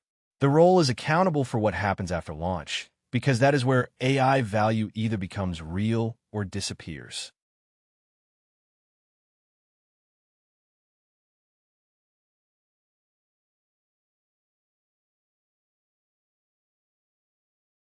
A simple chart makes the market pattern obvious. The story is not just that pilots start often. It is that far fewer of them reach business impact.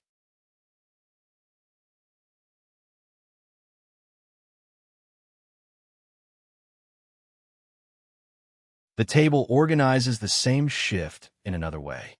Before the FD, the pilot is blocked by identity, data, and workflow issues. After the FD, the system is hardened and the team can measure real adoption and feed lessons back into product.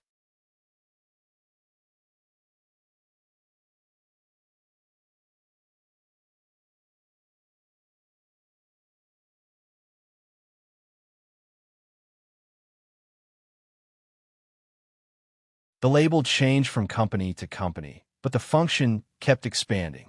That tells us the role is market-wide, not tied to one organization's naming style.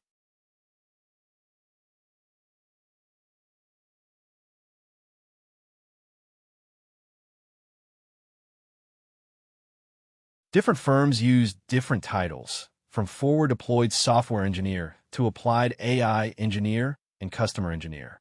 The title varies, but the work keeps pointing toward customer-facing production engineering.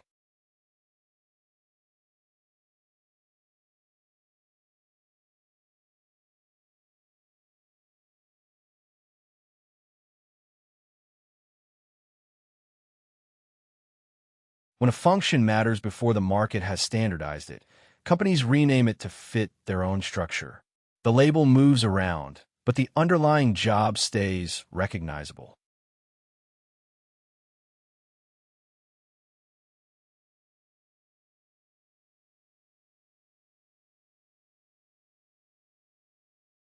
A useful definition is an engineer embedded with the customer who builds, ships, and often maintains the deployment while bringing field learning back to the product. That combination is what separates the role from looser customer-facing technical work.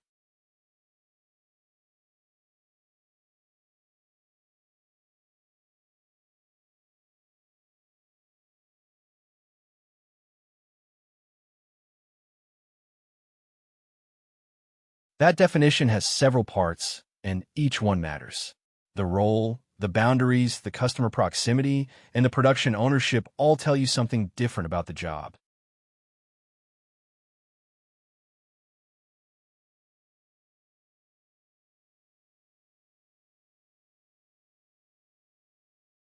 Start with what the person actually does, not what the title suggests. The useful definition is anchored in responsibilities.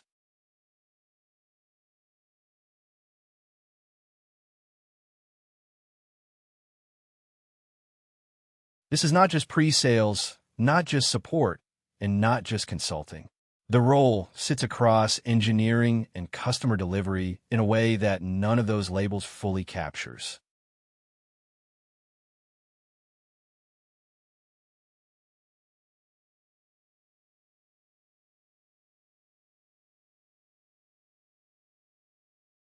Close proximity to the customer environment matters because it reveals the real constraints. Without that embedding, the engineer never sees the full deployment problem.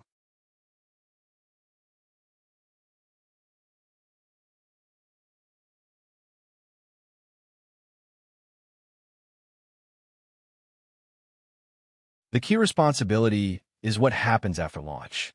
If the system is fragile in production, the job is not finished just because the demo looks strong.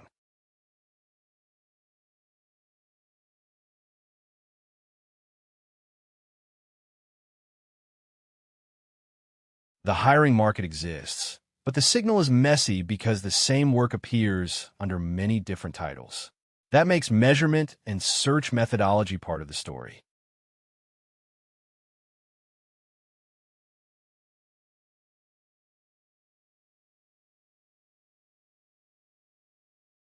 Counts swing depending on how you search, which filters you use, and whether duplicate postings are removed. A headline number can be misleading unless the method behind it is clear.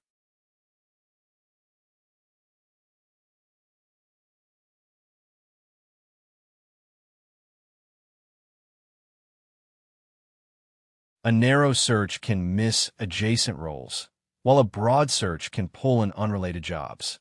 The safer conclusion is that demand is spread widely enough to appear across multiple titles, teams, and locations.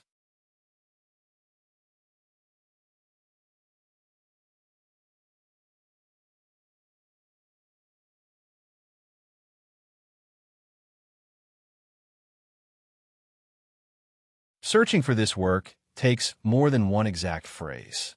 Broader keyword sets reveal the nearby titles that often contain the same kind of engineering.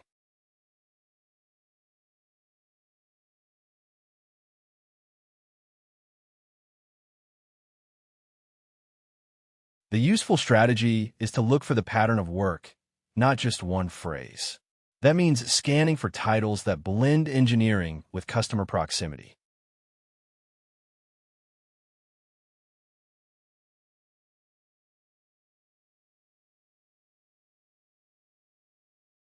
This is the most direct term, but not the only one you should use. Some companies will avoid it, even when the work is similar.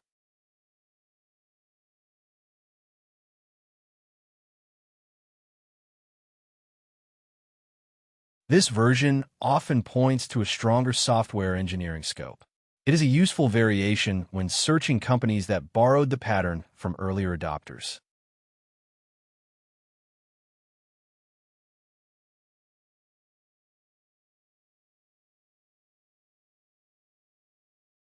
Applied AI usually signals customer-facing implementation work around real models and real use cases.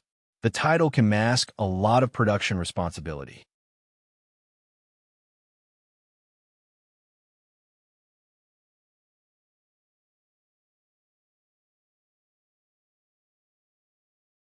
Customer engineer often means the role lives close to deployment and support. Read carefully to see whether it includes true code ownership or only technical coordination.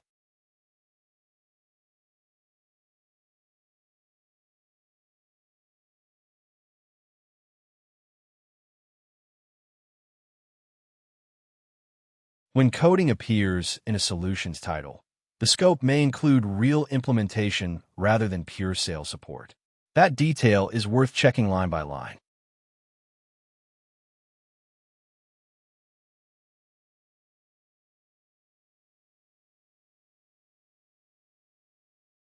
Implementation roles often sit at the point where a sale becomes a working system.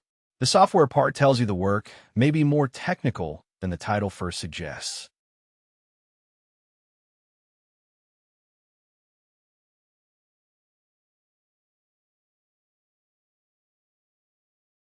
Deployment titles usually mean the customer environment is the real battlefield. That can imply hands-on engineering, not just project tracking.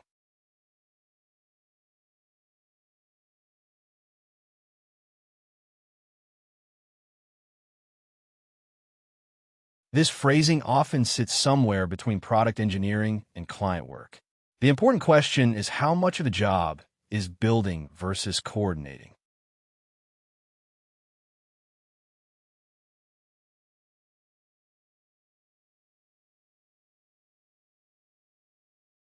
Job titles in this space often mix engineering with customer proximity, so the title alone can mislead. The real question is whether the company expects code, deployment, debugging, or mostly handoff work.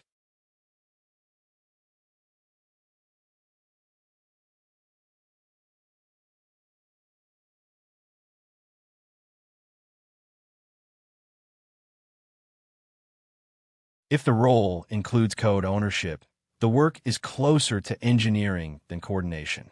That usually means deeper technical accountability.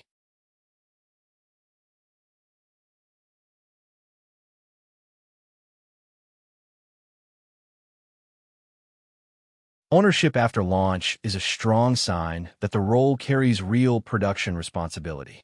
Without that, the work may stop at delivery.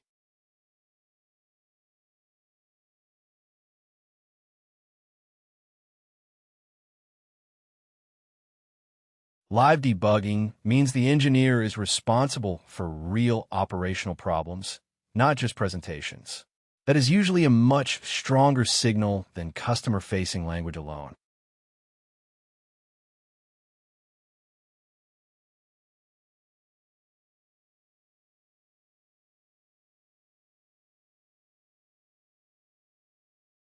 The best versions of this role do not stay trapped in one-off delivery. They turn repeated customer problems into changes the product team can reuse.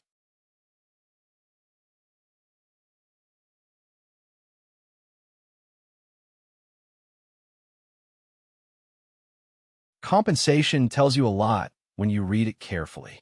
Base pay and total compensation can differ sharply, and a role that sounds senior but pays like coordination work deserves a second look.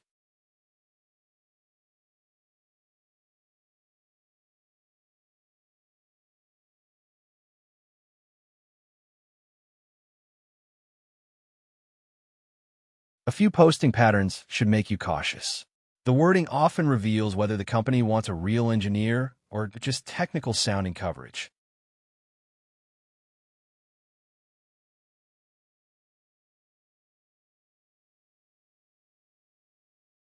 When the description is too polished, too vague, or too light on technical responsibility, it usually hides something important.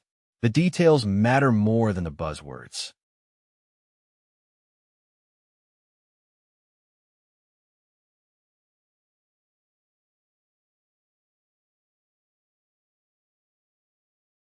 If production systems never appear, the role may be more aspirational than real. Engineering language without deployment detail is a warning sign.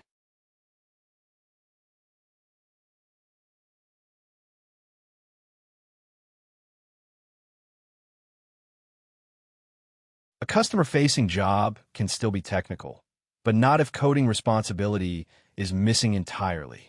That often means the scope is closer to support or coordination.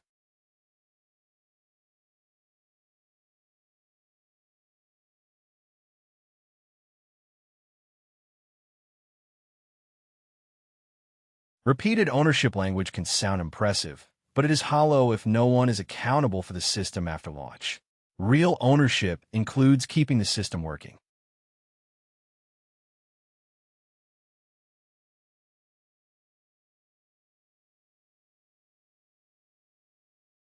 When a responsibility sounds broad but the pay is low, the mismatch is telling. That usually means the company wants the value of a senior role without paying for it.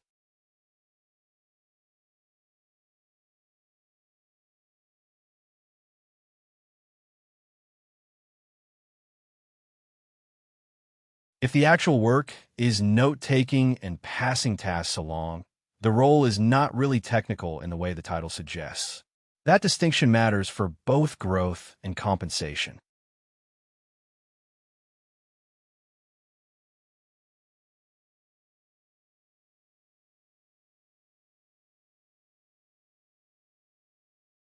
Everything that follows comes back to one tension. AI is easy to demo and hard to deploy. That tension explains both the role and the market around it.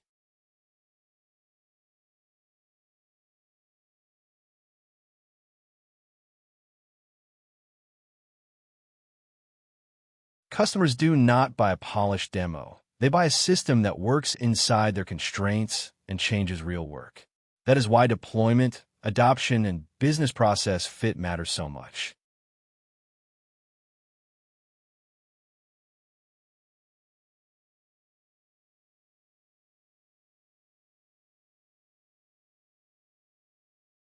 The role expanded when models became good enough to reveal the deployment gap, but not good enough to erase it. Once that gap was visible, someone had to own it.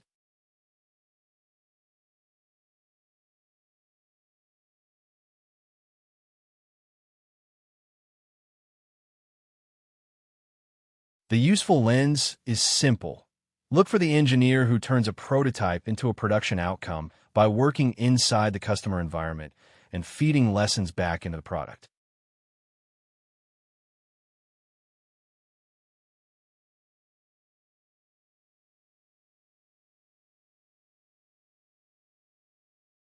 The role exists to embed with the customer, wire the system into real workflows, and close the loop between field reality and product design. That is what makes the prototype usable.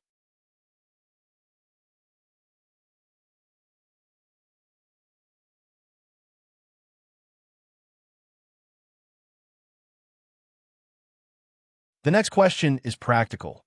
Who is actually hiring for this kind of work? And how do the many titles map onto the same underlying job? That is where the market becomes clearer.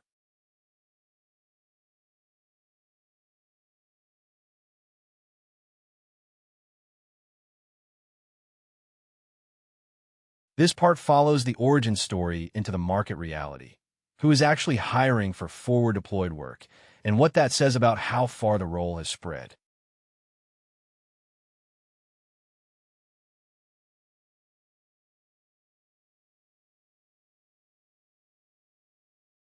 That question matters because a role stops being a one-company oddity once other firms start paying for it. The hiring pattern tells you whether this is a niche artifact or a real job category.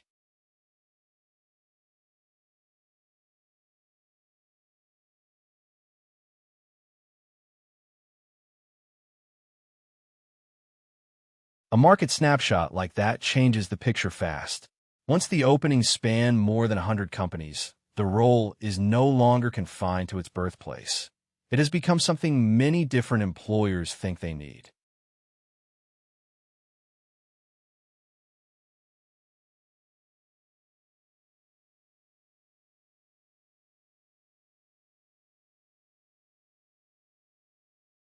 The company names point to a broad pattern. Different industries may use different titles and staffing models, but they are all reaching for the same kind of person, someone who can translate a technical system into something that actually works for customers.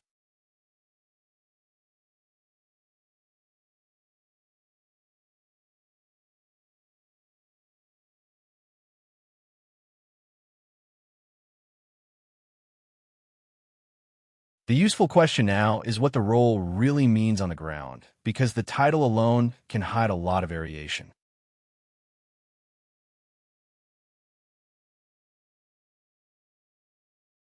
An FD sits near the customer's real work, not far away in a central team. That proximity matters because the person has to understand the workflow, the constraints, and the feedback that comes back after the system is used.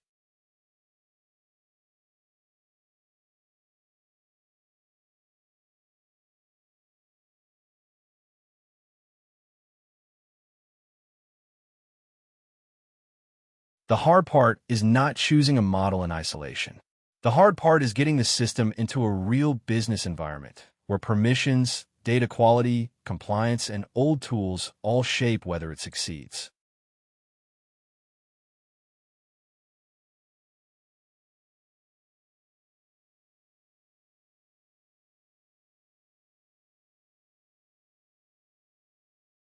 The next step is to look at the spread of this work across the market, because the bigger story is not one vendor's hiring plan. It is a broader shift in what companies need.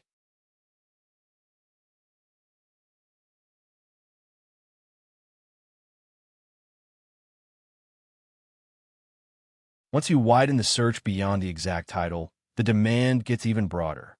Different labels often point to the same work, which tells you companies are still naming the function in different ways while hiring for it all the same.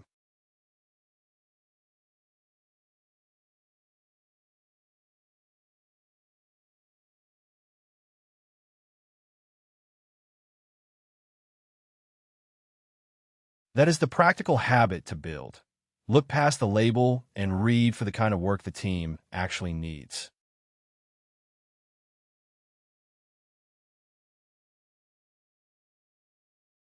A narrow title search gives a clean count, but it misses teams using different language. Broader searches find more of the real market, though they also pick up roles that are adjacent rather than truly deployment-focused.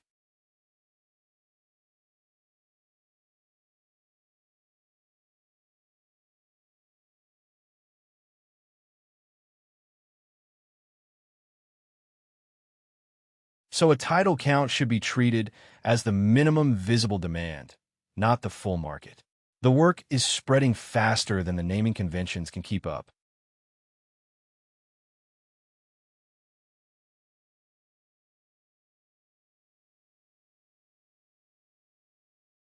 A concrete example helps show why this role exists at all, because the difference between a promising pilot and a working system is usually where the trouble begins.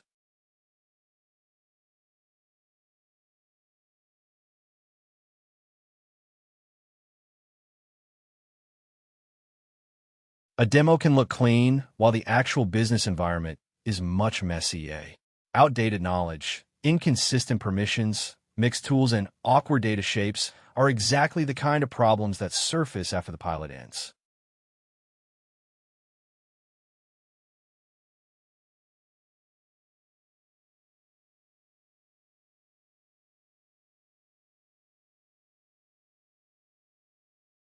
Once someone is embedded, the job becomes hands-on systems work. The goal is to make the product fit the company's real environment instead of asking the company to reshape itself around the demo.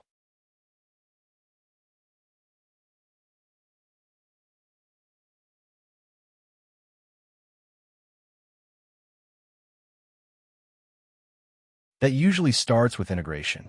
The system has to talk to the tools and data the customer already uses, or it stays trapped in a prototype stage.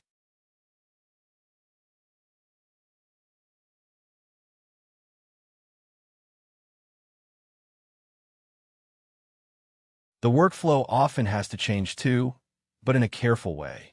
Good deployment respects how people already work and removes friction instead of adding another layer of process.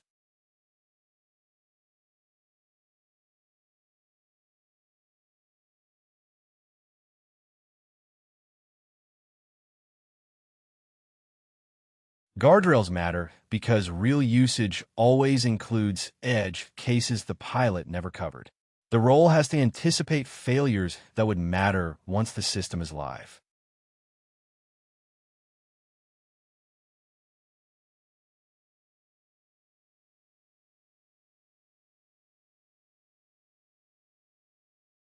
Measurement is part of the job, not an afterthought. If the business cannot recognize the metric, it is hard to know whether the deployment is actually working.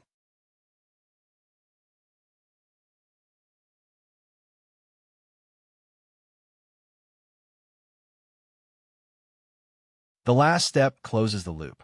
Problems in the field should feed back into the product, so the same failure mode does not keep reappearing at the next customer site.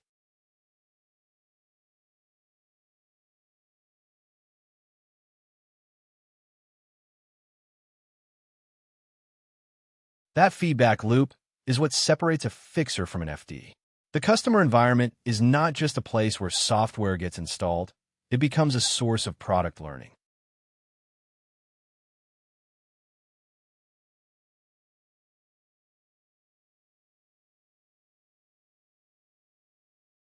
For someone trying to enter this field, the lesson is about search strategy and reading postings carefully because the market uses more than one label for the same kind of work.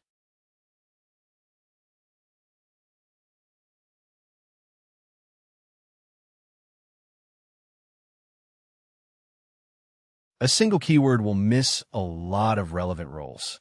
The better approach is to search across a family of titles and then inspect the actual responsibilities.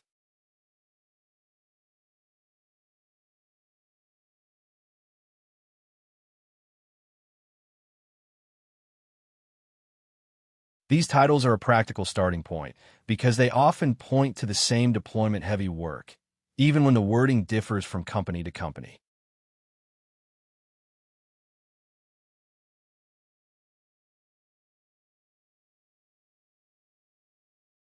This is the cleanest label when a company uses it directly, so it is the most precise search term to start with.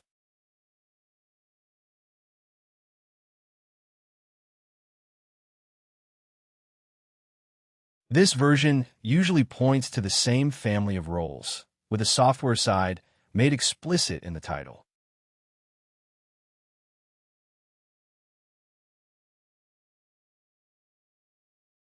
Applied AI titles often signal customer-facing technical work, especially when a model has to be integrated into a real workflow.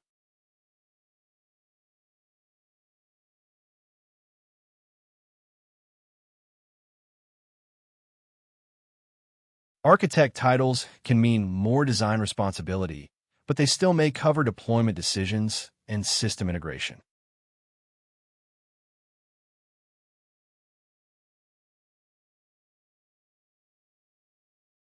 This title often shows that the company cares about implementation outcomes, not just building features in isolation.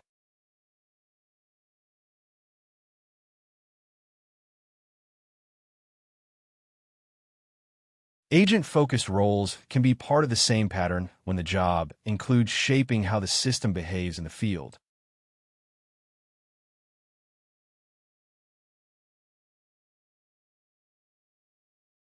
Solutions work can range from sales support to real implementation. So, the posting has to tell you how much ownership the role actually carries.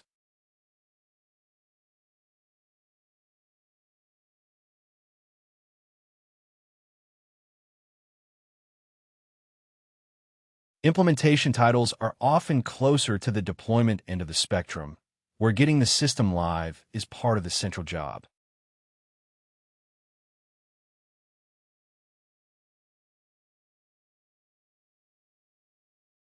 When a technical account role includes coding, it can overlap with FDE work, but the posting still has to show real systems ownership and not just relationship management.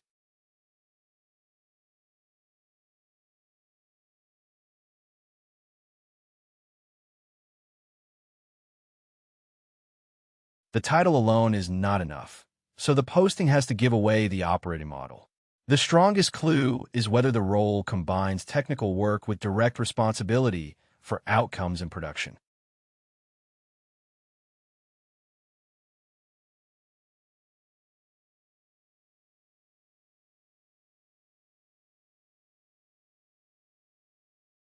Ownership of production systems means the role is accountable after launch, not just during the demo stage.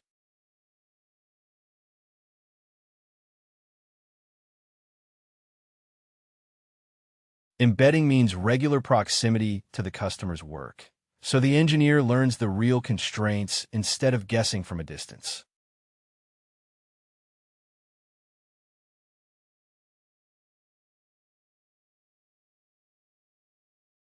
Coding and integration work show that the role is doing real technical implementation, not only coordination.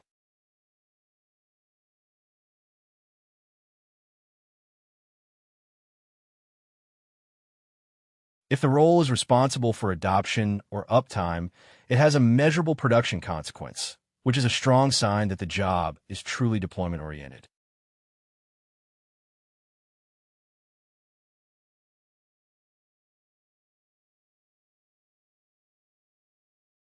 A real FD-like role also sends field lessons back to product, so the team improves the system rather than just patching it once.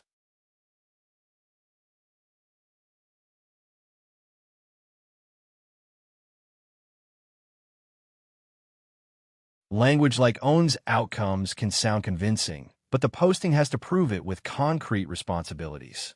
If deployment, maintenance, integration, and production support are missing, the role may be borrowing the vocabulary without carrying the actual work.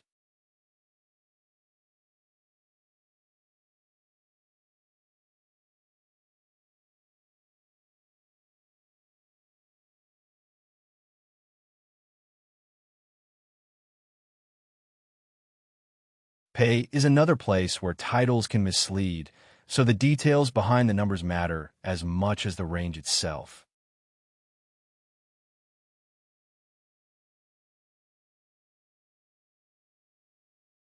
Base salary is only the fixed part. Total compensation can also include bonus, equity, and other variable pieces, and those differences can make similar postings look much farther apart than they first appear.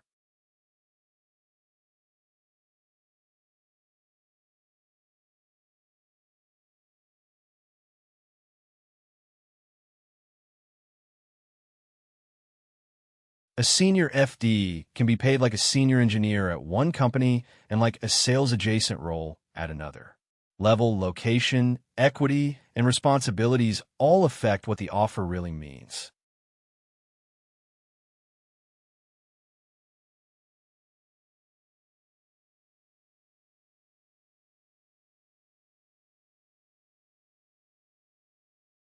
Location patterns can change quickly, so any city ranking has to be checked against fresh data before it becomes a conclusion.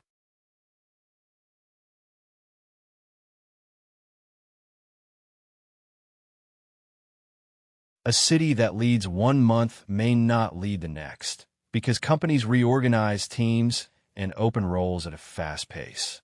That is why location claims need rechecking rather than blind repetition.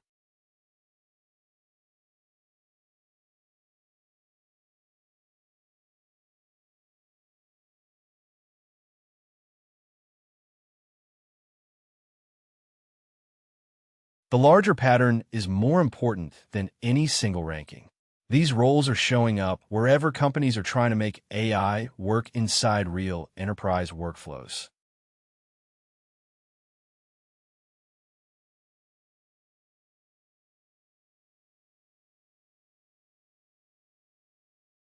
A simple rule helps make sense of the whole market. Read the function, not just the title.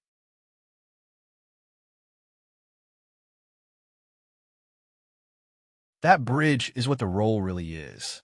It sits between building the product and making it work in the field, and that same function can live inside very different kinds of companies.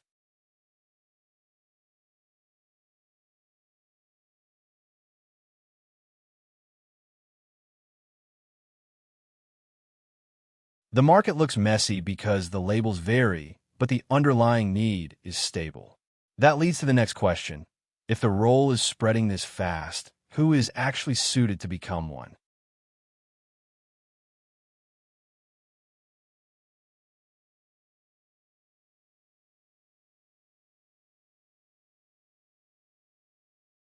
This part describes the kind of person who tends to thrive as a forward-deployed engineer and why that role sits so close to real customer impact.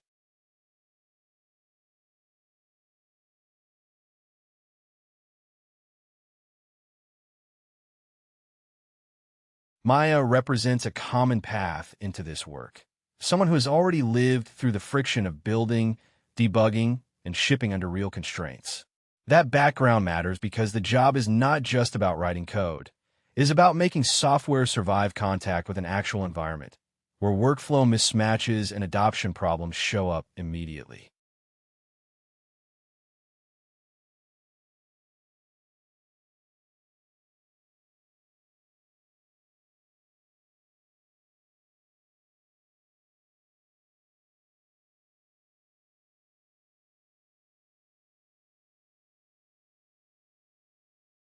That boundary is the whole job. The engineer has to adapt the product, connect it to existing systems, and remove the gap between something that looks promising and something a team will genuinely use every day.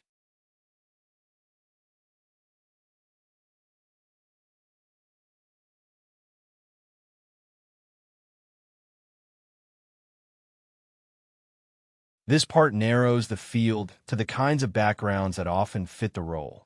The real pattern is not a single personality, but people who can move between technical detail, customer pressure, and internal coordination without losing clarity.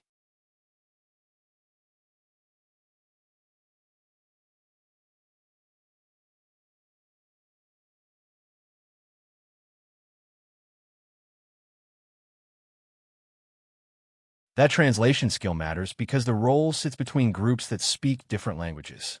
Technical choices have to make sense to engineers, solve a real customer problem, and survive the friction of approvals, timelines, and competing priorities.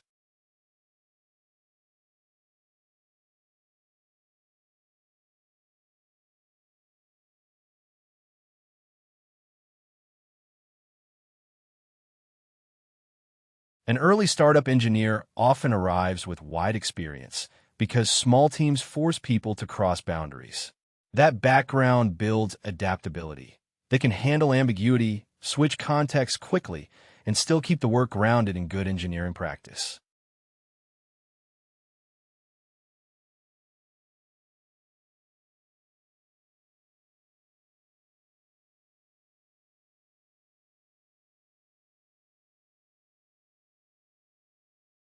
A solutions architect is valuable because they understand what has to happen before software is actually usable in a real enterprise setting. They know the practical obstacles, from security review to data integration, and they can guide a customer through them without hand-waving.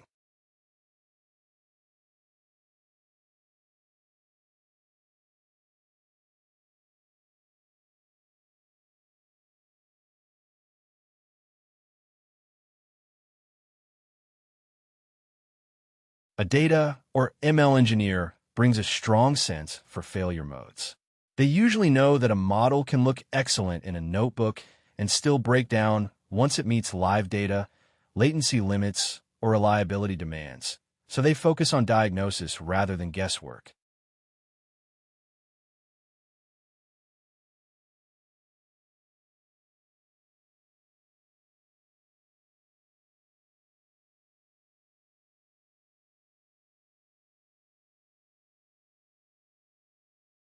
Consulting experience helps when the job demands structure and calm communication with senior stakeholders. The best version of that background is not just polished meetings. It is the ability to turn a messy diagnosis into a plan that can actually be implemented.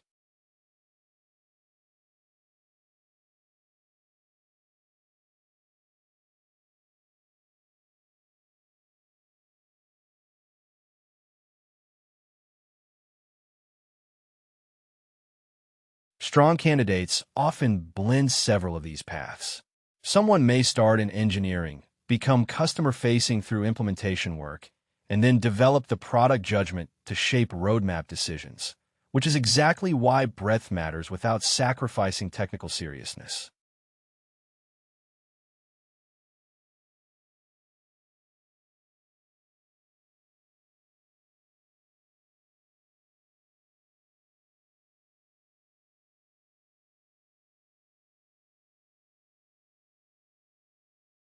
An FD changes a promising prototype into something a customer can actually rely on.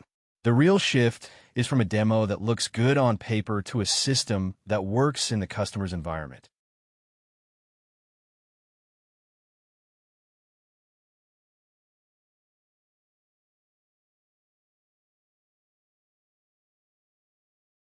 That gap is the reason the role exists. A product can sound right in a pitch deck and still fail when it meets real workflow, real data, real access rules, and real operational pressure.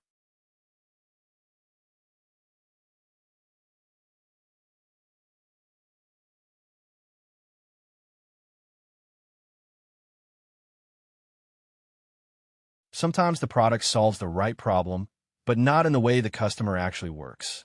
If it forces people into awkward steps, adoption stalls even when the underlying idea is strong.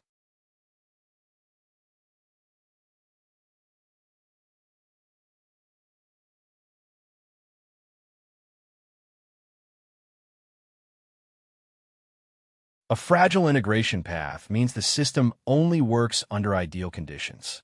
Small changes in systems, formats, or permissions can break the handoff and make the whole solution hard to trust.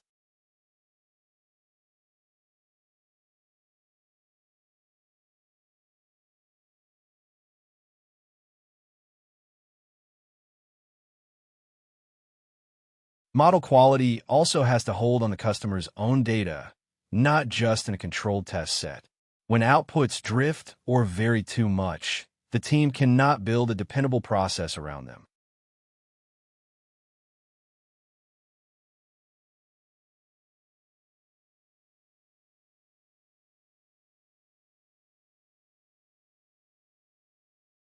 Enterprise deployment often stops at the guardrails.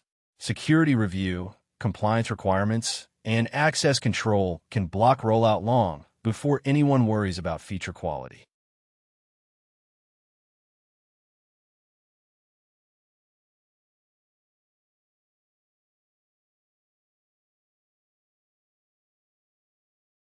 An internal champion still has to justify the effort.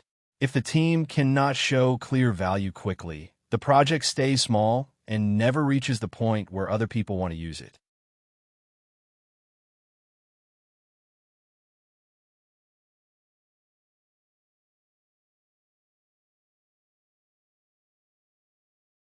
The work should leave a visible mark in how the system behaves day to day.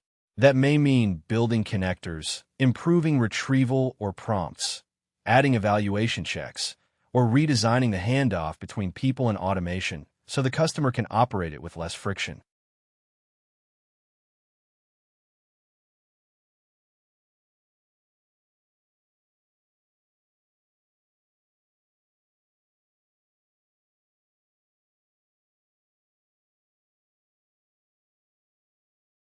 The value goes both ways. While the customer gets a working deployment, the company learns where the product breaks in real use, and that evidence can reshape the roadmap, the packaging, and the implementation playbook.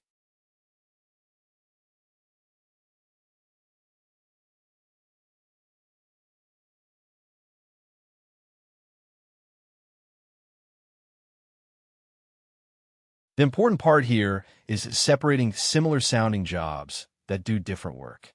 Once those boundaries are clear, it becomes much easier to understand how an AI product actually gets sold and delivered.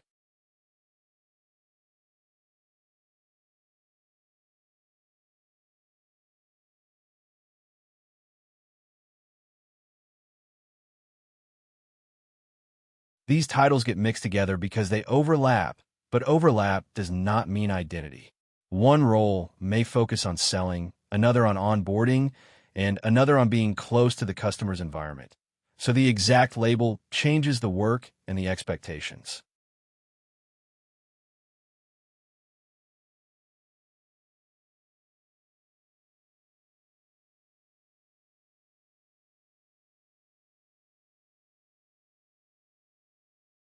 Enterprise AI usually means the software has to fit into a company's security rules, data systems, and internal workflows. A solutions engineer helps prove the product can work, an implementation engineer helps get it running, and a customer engineer or forward-deployed engineer can span both, especially when the job is to work close enough to the customer that the deployment itself gets shaped on site.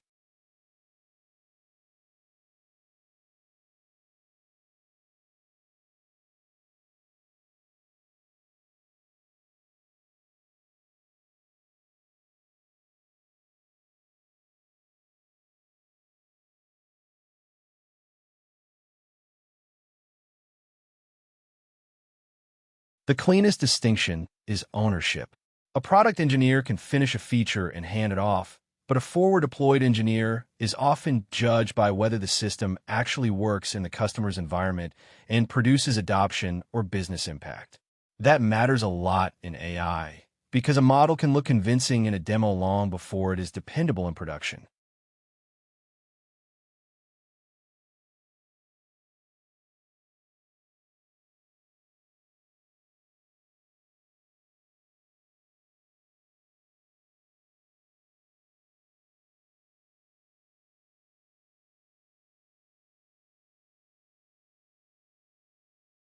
The shift matters because this role exists where AI experiments stop being demos and start becoming systems people rely on. The rest of this section shows why companies are hiring for that gap and what the market signals really mean.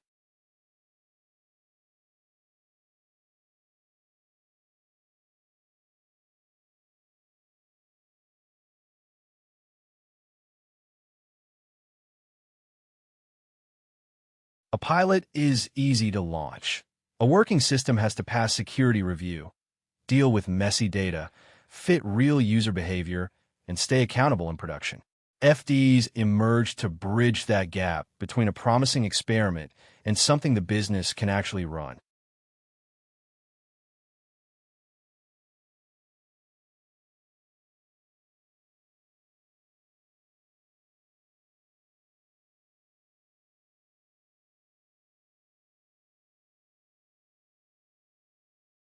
Those examples matter because they come from different parts of the market but point in the same direction. Customer embedded engineering is being treated as a serious operating model. The exact titles differ, but the signal is that major AI and cloud players are willing to invest in this kind of work at scale.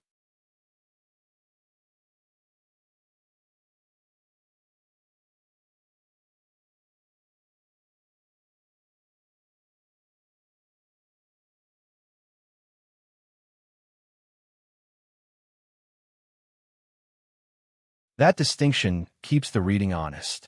A company posting tells you what that company values, and several postings together still give a useful direction, but they do not replace independent verification of the broader labor market.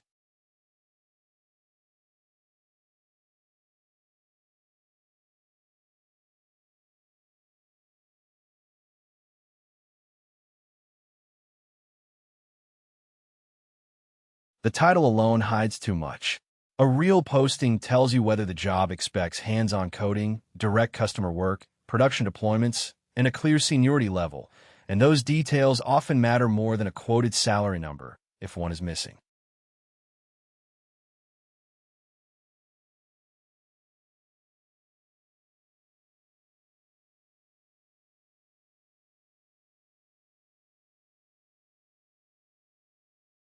That customer-side pattern explains why the role feels more visible now.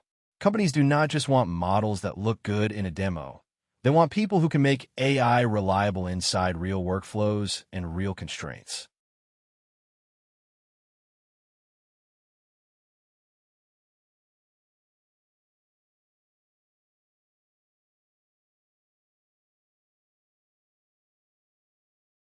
Job searches get noisy because the same work is labeled in several different ways.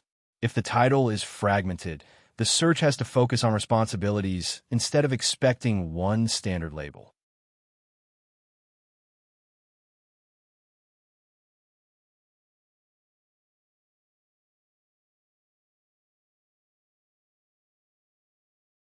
This label points straight at the role family's core idea.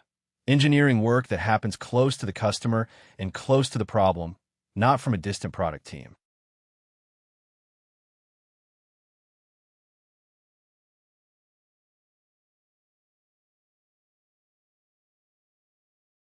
This version makes the engineering identity explicit. It usually suggests deeper coding responsibility while still keeping the customer-facing, implementation-heavy part of the job.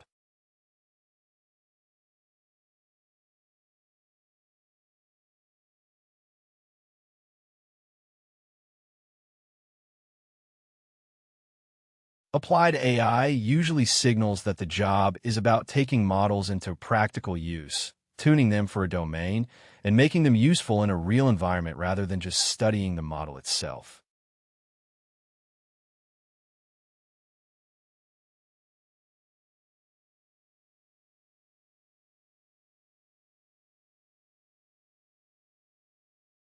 Solutions engineering leans toward integrating technology into a specific customer setup. The AI label tells you the integration work is centered on model workflows, deployment, and adoption rather than generic software support.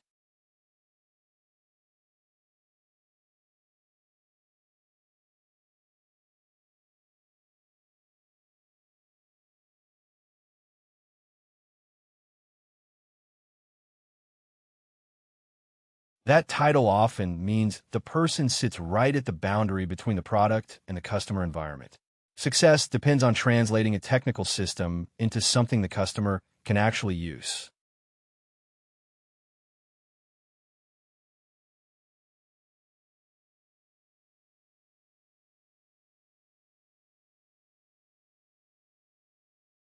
Implementation work usually centers on getting a product working in a specific account. The pressure is on configuration, integration, and making sure the system lands cleanly in production for that client.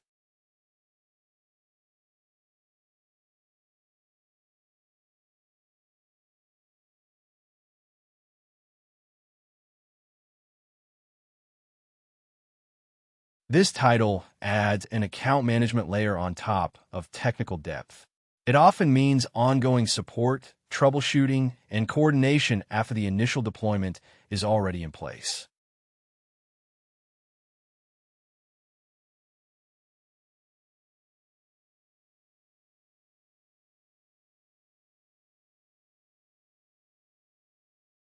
That phrasing focuses attention on the hard part after the model exists, getting it into use, keeping it stable, and handling the operational details that make deployment succeed.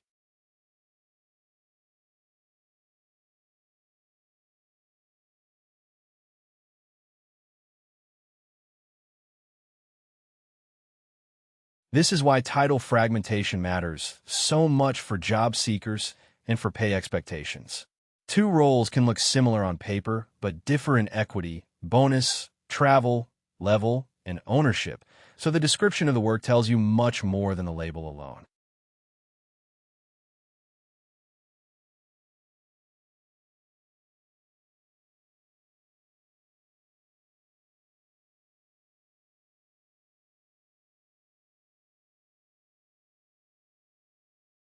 A profile like this shows a path that mixes engineering depth with direct customer exposure.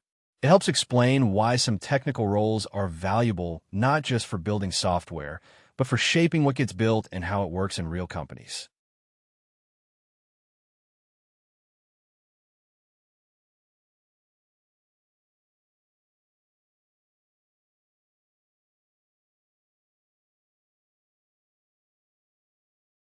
The story moves from internal tooling to an AI-focused forward-deployed role, which means the person is still technical, but now closer to customer problems. The month-by-month sequence matters. Early calls build context, the integration rewrite turns that context into working software, and the roadmap feedback loop pushes those field issues back into the product itself.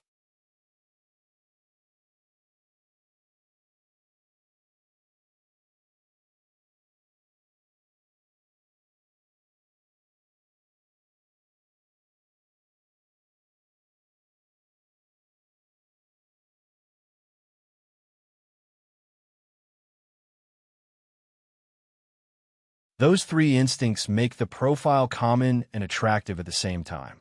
Strong fundamentals let the engineer change systems safely. Customer empathy keeps the work grounded in real pain, and comfort with both prototypes and production means the job stays technical without becoming detached from the people using the product.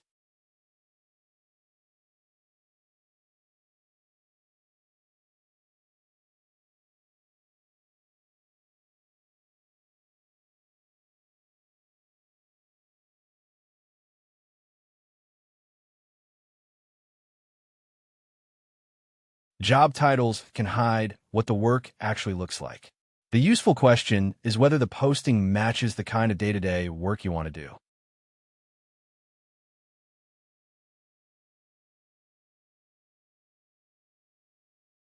A posting earns attention when it signals the real shape of the role.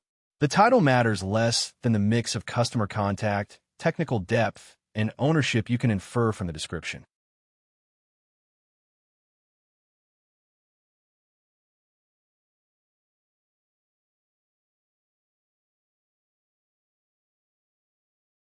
Direct customer embedding or travel usually means the role is tied closely to a client's environment. That often changes the rhythm of the job because you're working inside someone else's process instead of staying isolated from it.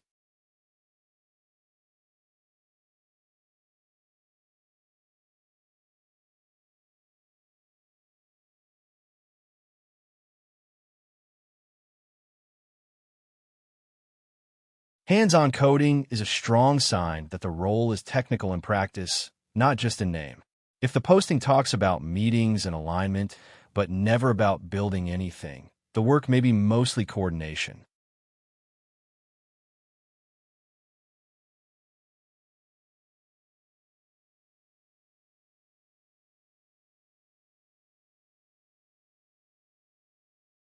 Deployments and integrations mean the role reaches into the real system, where something can fail or succeed in production. That usually implies more accountability than a role that only hands work off to someone else.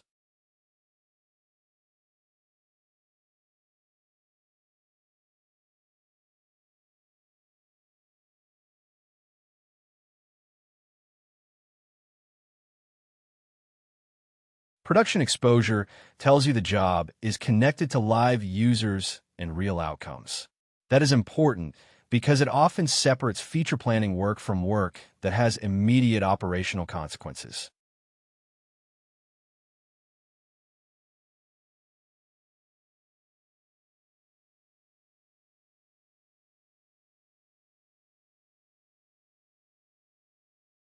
A feedback loop into product or model teams means your observations can change the system, not just support it.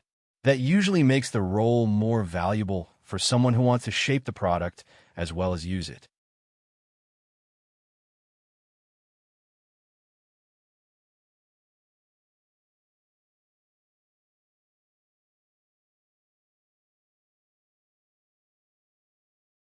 Vague phrases like strategic partnerships can sound important while avoiding technical detail.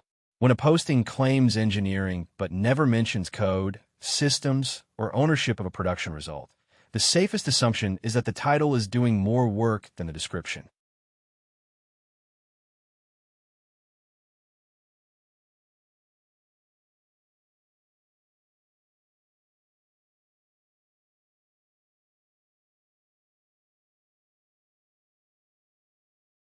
Different companies use different labels for similar work, so broad search terms help you find the same function under many names. That matters because the market is fragmented and the title alone often tells you very little about the actual job.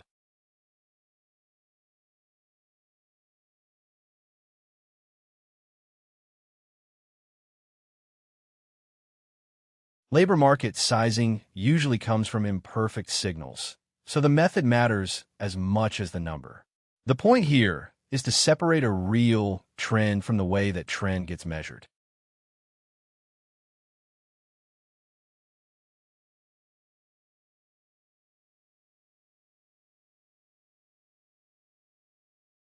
A job board count tells you how many openings are live. A profile skin tells you how many people already carry a title, and a company announcement tells you intent rather than stable demand. Mixing those together without saying how each number was built can make a market look cleaner than it really is.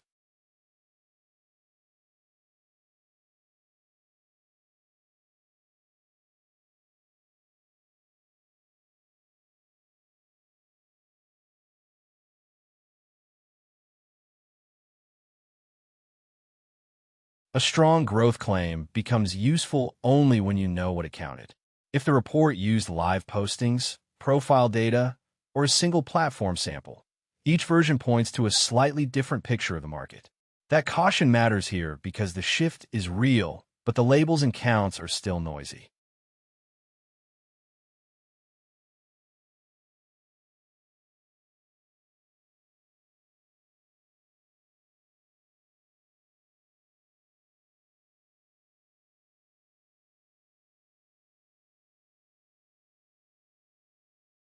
The practical move is to look past the title and ask what the role actually does. Two jobs can both involve customers and code, yet differ a lot in deployment ownership, problem type, and how directly they drive adoption. What connects them is not the label, but the ability to turn technical work into real use.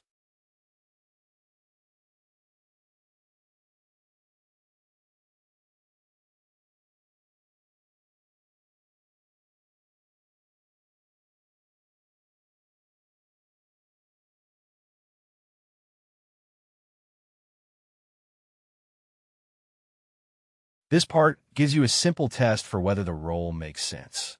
Can you explain what an FD does in one clear sentence? That matters because the rest of the chapter depends on that core definition.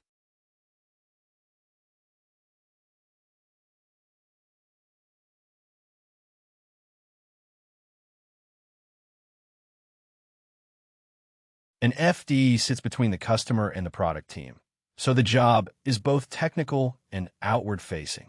The important part is ownership. Success is measured by whether the deployment works in the real world, not just whether the code runs in isolation.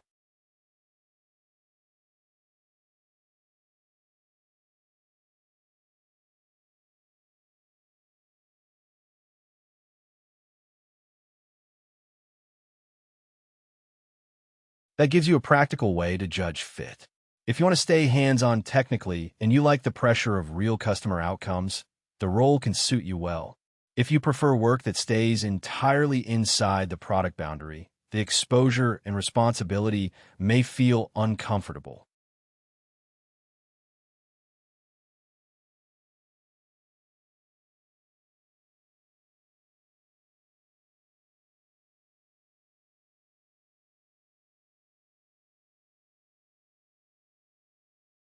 The next step is to make the role concrete. Who tends to choose it, and then what the work actually looks like once they are doing it. That shift will turn the definition into something you can picture in practice.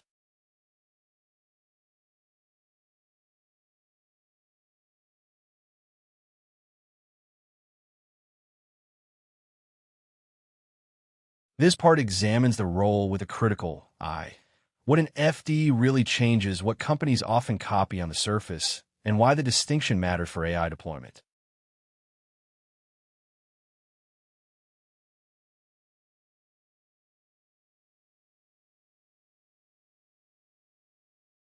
The seam is where the title meets the operating model. If the surface looks right, but the underlying work does not change, the role is only cosmetic.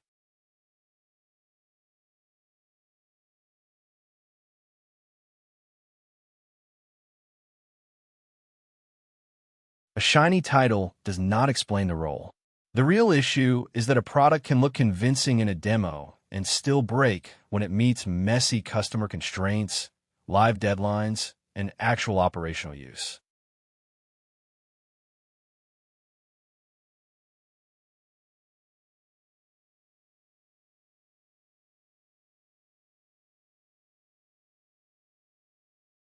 The excitement is practical.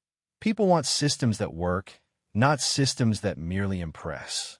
The skepticism is about whether companies are solving deployment problems or just dressing up a familiar job with a fashionable name.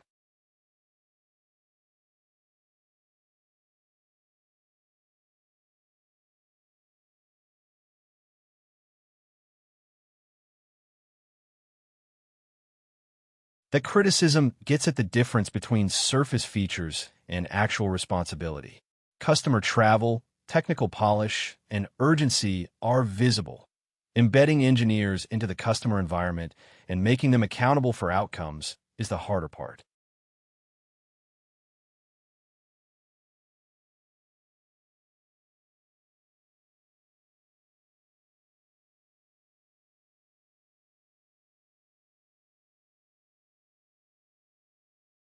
The quote names the central objection in one sentence.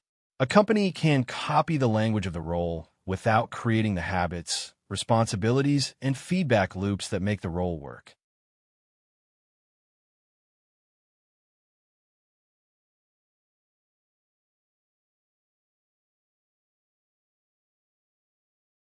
That is the risk. You pay for the appearance of the role and miss the benefits that come from real operational ownership. The method is what connects engineering effort to customer results.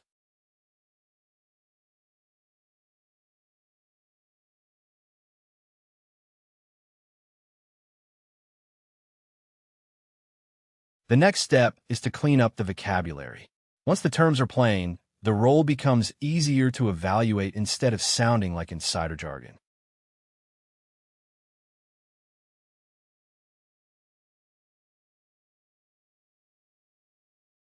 These terms are simple once you anchor them to real work. Each one describes a different part of getting software into daily use.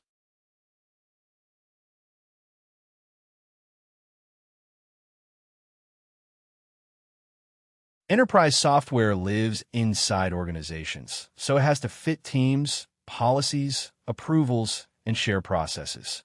That makes adoption and reliability more important than a polished consumer-style experience.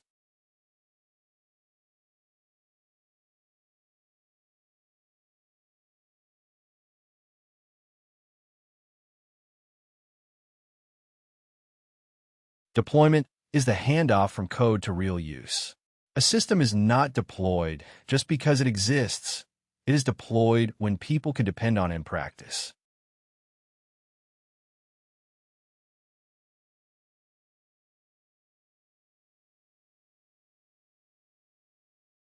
Production is where mistakes have consequences.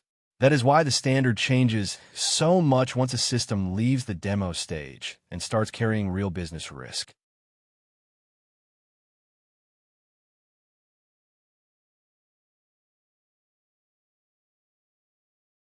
Customer embedding means getting close enough to the work to see the actual workflow, not the idealized story people tell in meetings. That proximity is what lets an engineer find the friction that documents usually hide.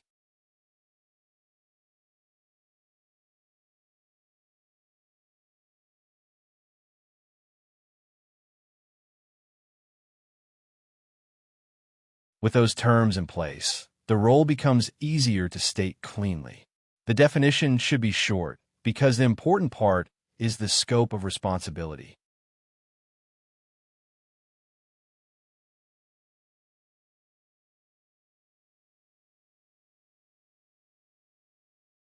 The key ideas are proximity, conversion, and responsibility. The engineer is close to the customer, helps turn something promising into something operational, and shares accountability for whether it works.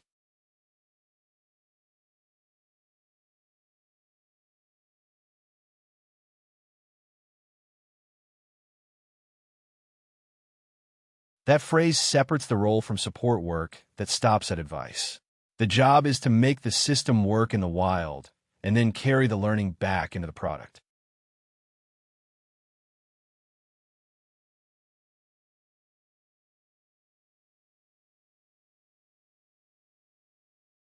The history matters because this is not a random title invention. The same operating need shows up again and again whenever software has to survive contact with reality.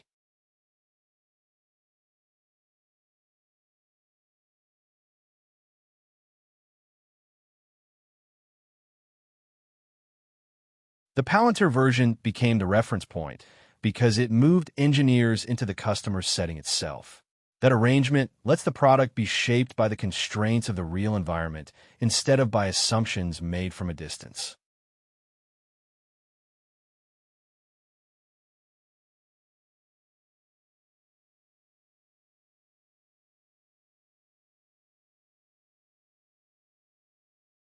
That is why the model spread. The obstacle is rarely the feature in isolation. It is the legacy data, handoffs, approvals, and unclear ownership that surround the feature.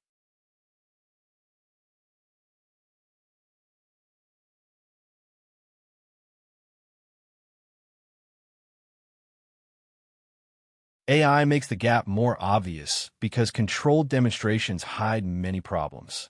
Real documents, security rules, and tolerance for mistakes expose whether the system can actually operate.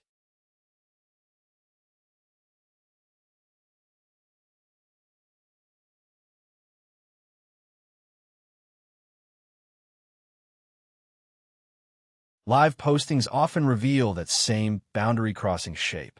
The company is signaling that it needs someone who can work through deployment friction, not just write code in isolation or support a sales motion from the side.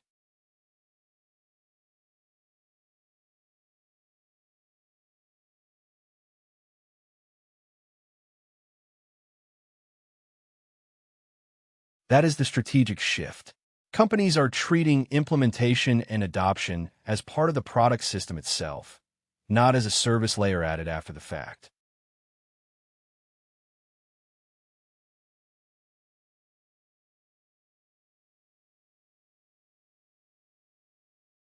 The clearest test is to compare the state of the project before and after someone takes ownership of deployment. The differences show what the role actually does.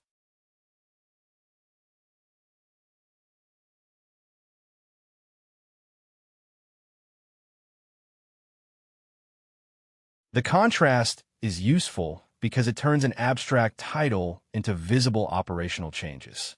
Once you compare the two states, the role stops being vague.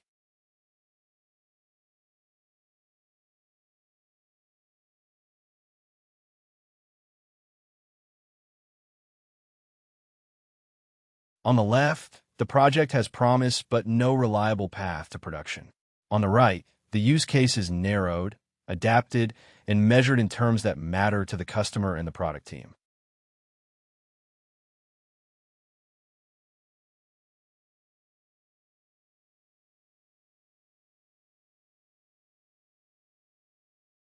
That is the production lens. A polished demo matters less than whether the system can handle routine work, edge cases, and real users without falling apart.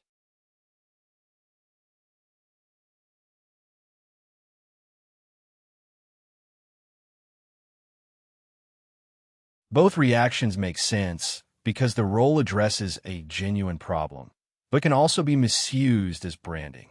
The market is responding to a real deployment gap while also risking superficial imitation.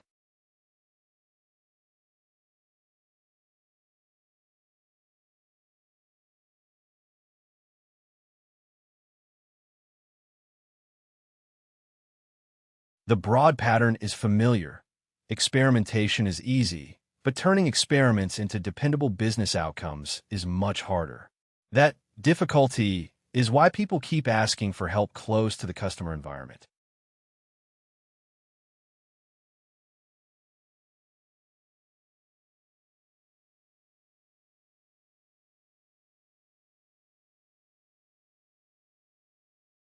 High-stakes workflows and integration-heavy environments make the need obvious.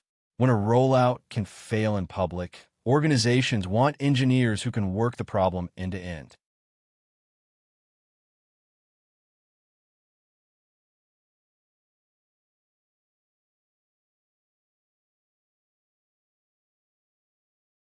That is the serious objection.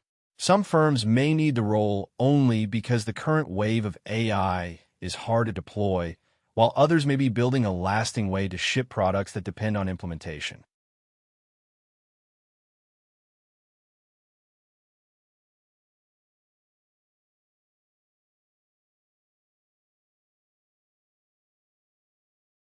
The disagreement is active, not settled. People are still debating whether the role is a patch or the beginning of a new structure for technical work.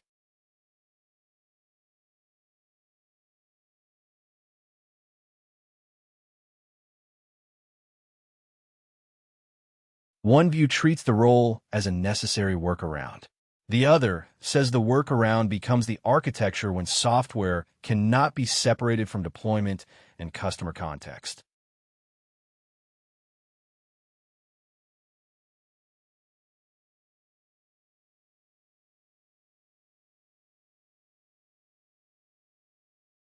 For a job seeker, the problem is that the work is often labeled in several different ways. The search strategy has to look past the title and toward the actual responsibilities.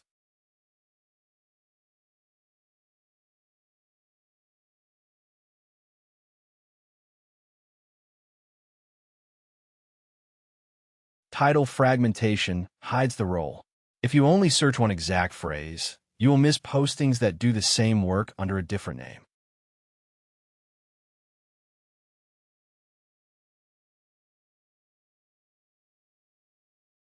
The job may appear under neighboring titles that point to similar work. Reading across those labels gives you a much better view of the market.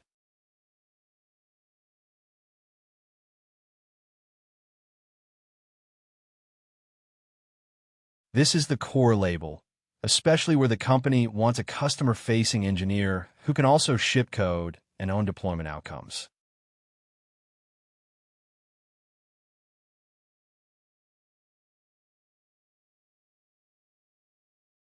This version usually makes the software side explicit, but the customer proximity and deployment responsibility are still part of the signal.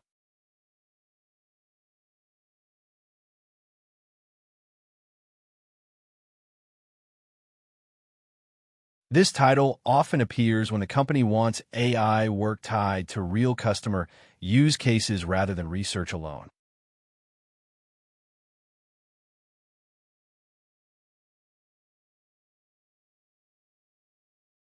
This can be adjacent to FD work when the role bridges technical depth and customer implementation, though the balance varies by company.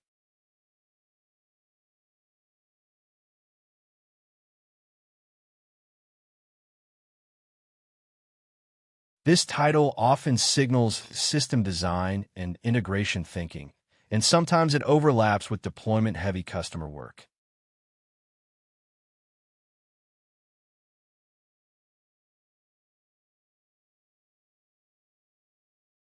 This role is often more relationship and account-oriented, but it can still sit near the same customer technical boundary.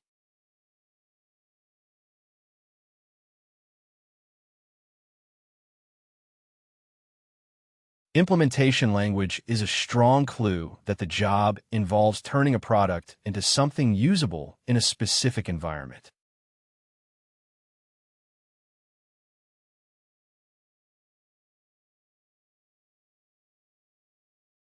Customer engineer usually means the technical work happens in direct contact with users or buyers, not behind a purely internal wall.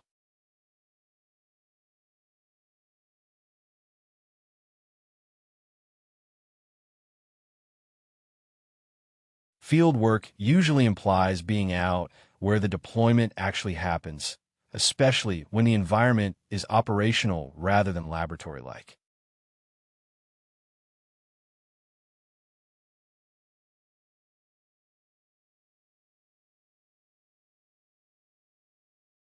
This phrasing usually signals that product work and customer work are fused together, with the engineer expected to learn from deployment directly.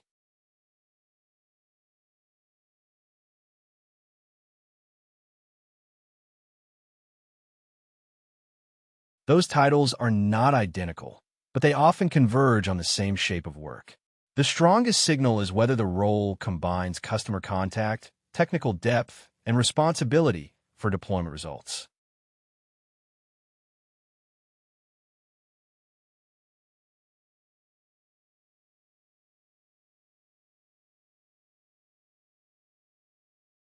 A live posting is more useful than the title alone because it reveals what the company actually values. The clues are in whether the job asks the engineer to sit with customers, build, ship, iterate, and own the last mile.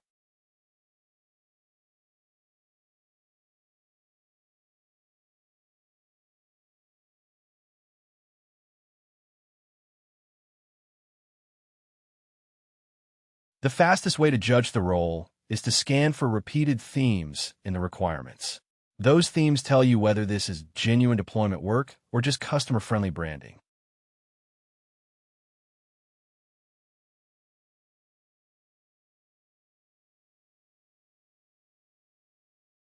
Embedding means the engineer sees the real process up close, which is very different from supporting customers from a distance.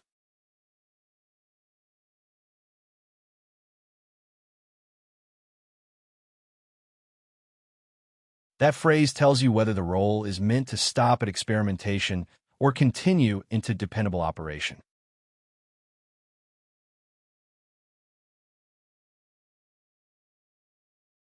Ownership of those outcomes is the clearest sign that the job is about results, not just activity.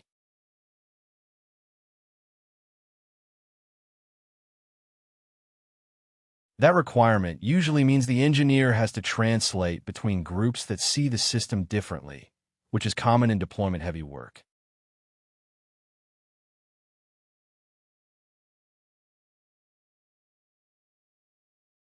Those clues often indicate that the work happens in the field, where the environment is changing and the answers are not fully known in advance.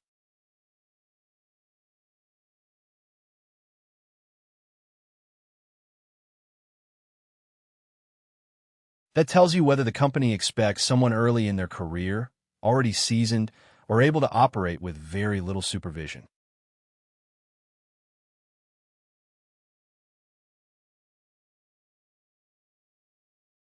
That history matters because the company is asking for proof that you can work through real deployment friction, not just write strong code.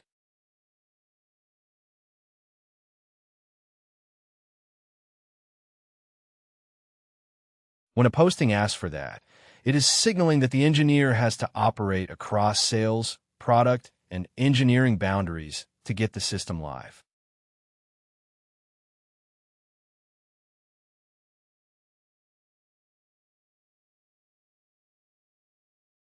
Those signals distinguish a real role from a decorative title. Strong engineering plus customer contact plus operating in messy conditions is a much better clue than the headline alone.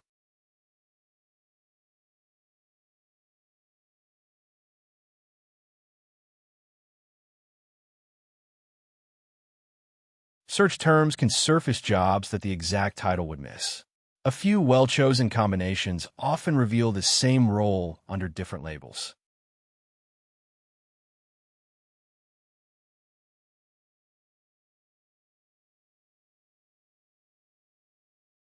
Use the exact phrase first, because some companies keep the original language in the posting.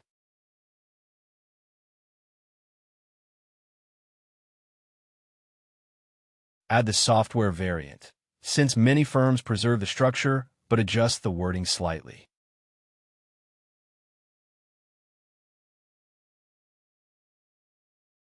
This combination catches postings that tie AI work directly to customer deployment rather than research.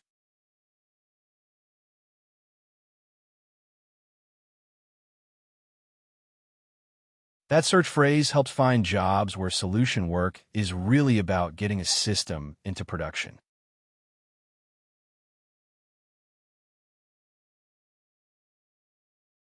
Implementation language paired with AI often points to practical rollout work instead of model building alone.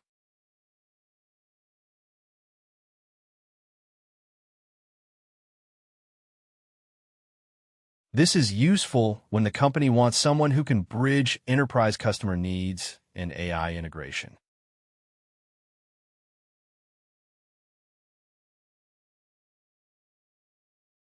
Field and software together often indicate on-the-ground technical support for real deployments.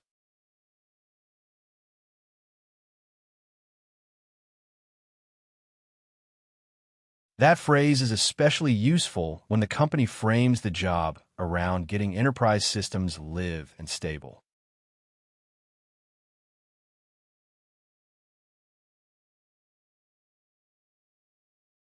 Titles can hide big pay differences, so compensation needs careful reading. Base pay is the guaranteed salary, while total compensation adds bonus, equity, and other variable elements.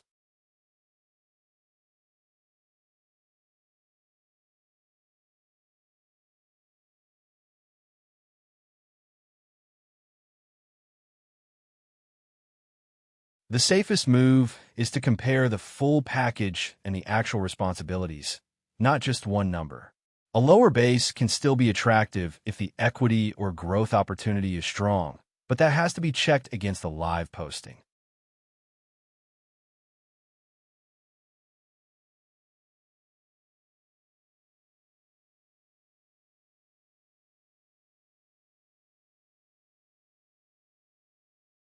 A concrete example makes the boundary easier to feel.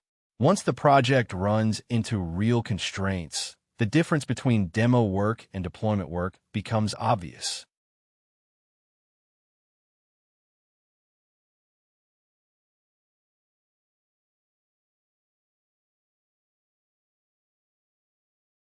At first, everything looks ready because the assistant behaves well in a controlled setting. That stage can hide a lot of problems.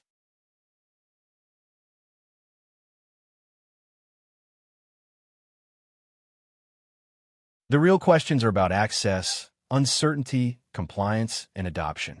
Those are the questions that turn a pleasant prototype into a serious production system.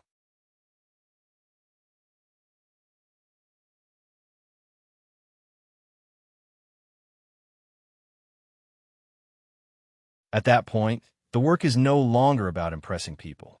It is about making the system safe, usable, and reliable in the customer's daily operations.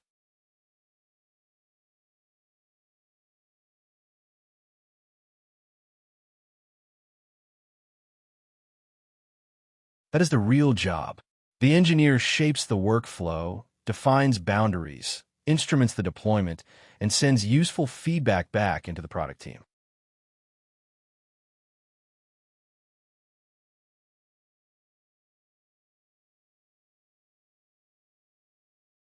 A simple test helps separate the real role from the label. If the work does not change the product, the deployment, and the way success is measured, the title is probably doing too much of the talking.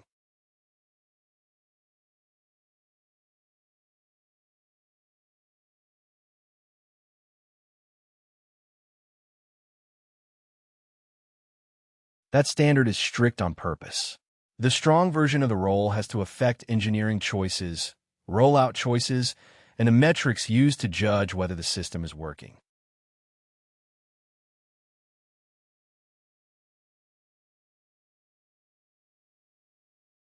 The title may still be real, but the substance may be thin. Customer-facing language means little if nobody is responsible for making the system work in production.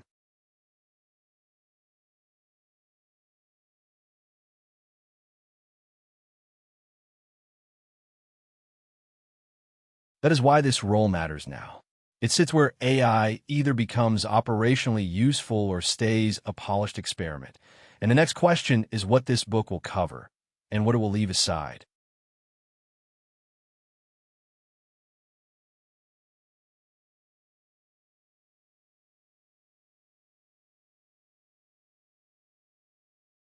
This part sets the boundary lines for the subject.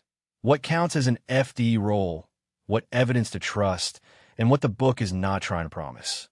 That matters because the title is used loosely, and the rest of the chapter depends on a clear definition.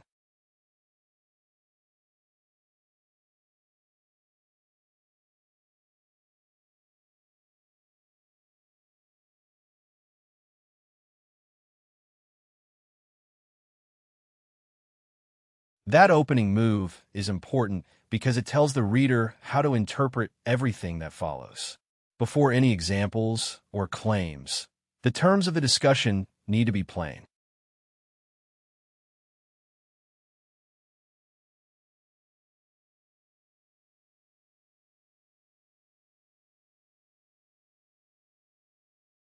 The scope is practical and grounded in how the role actually functions inside enterprises.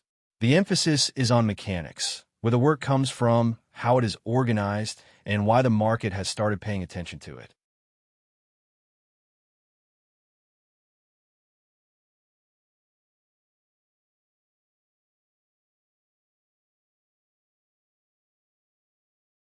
That kind of warning protects you from two common mistakes: expecting a shortcut and trusting promotional language as if it were neutral description. Job posts and launch materials can still be useful, but they have to be read as interested claims, not objective facts.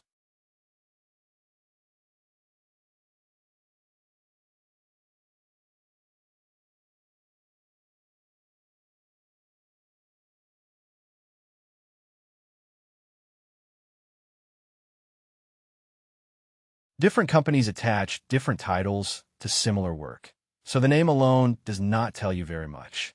What matters is whether the engineer is embedded with a customer and carrying real responsibility for deployment and outcomes.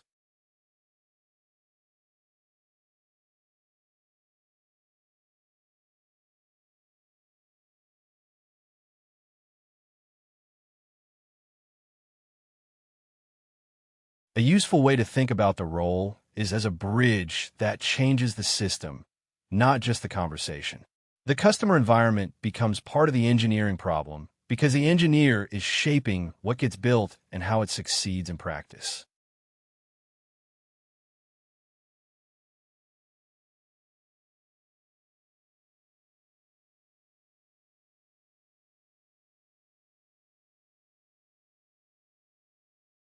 A concrete example makes the distinction easier to feel because the abstract role only becomes clear when real constraints appear. The next case shows how a demo can look finished while production reveals the actual work.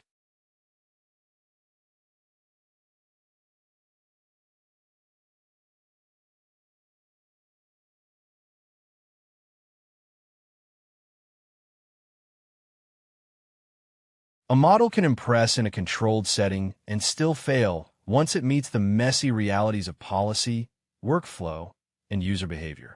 The hard problems are usually integration, permissions, logging, and whether the tool fits the way people already work.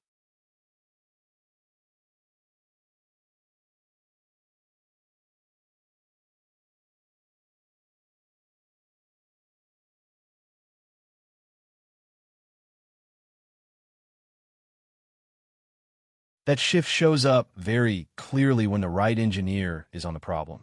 The difference is not vague support. It is a change in how the deployment is designed, measured, and maintained.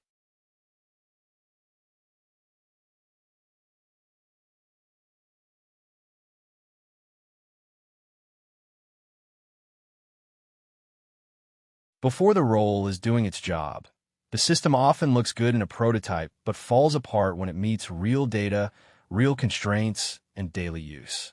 The model may be impressive, yet has not been made reliable in context.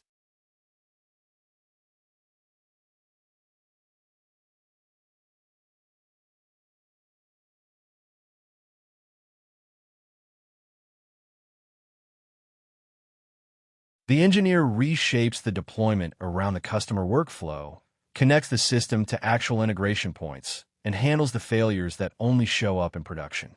Just as important, the product team learns what the model and the product still need.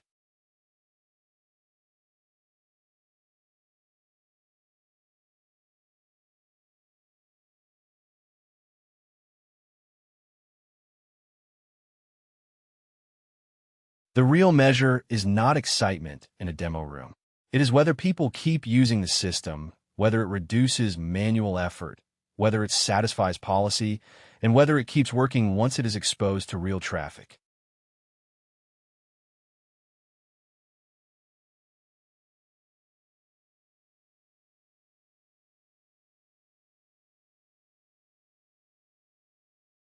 That feedback loop is one of the role's most valuable functions. The engineer brings back the patterns that repeat, the constraints that block adoption, and the product changes that would never be visible from inside the core product org.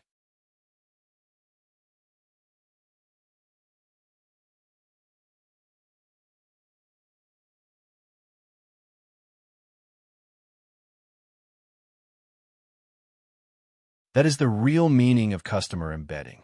It is not casual customer contact. It is engineering work placed close enough to the customer's actual operations to make the deployment succeed and to learn from it.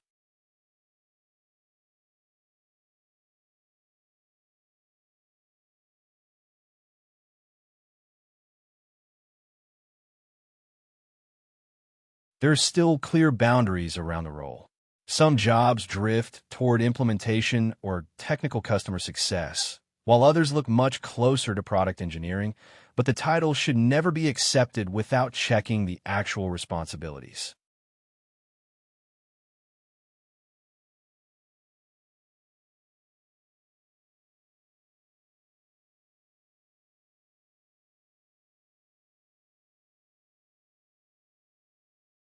This part explains why the role has become more visible in hiring. The driver is simple. Companies learned that building a demo is easier than turning it into a dependable product, and they started searching for people who can close that gap.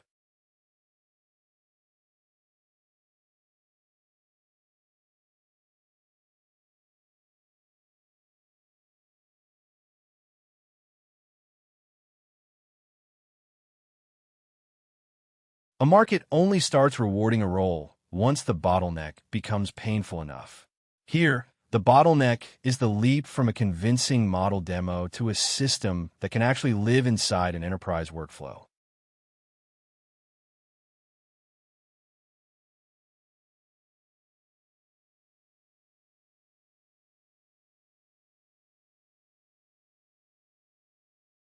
Counting openings is tricky because the same work gets labeled in many different ways.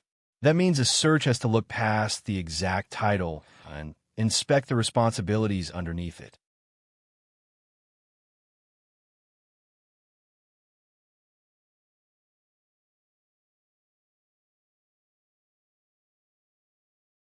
This is one of the common label variants, and it often points to the same customer-embedded engineering pattern. The exact responsibilities still need to be checked because titles alone can hide big differences in scope.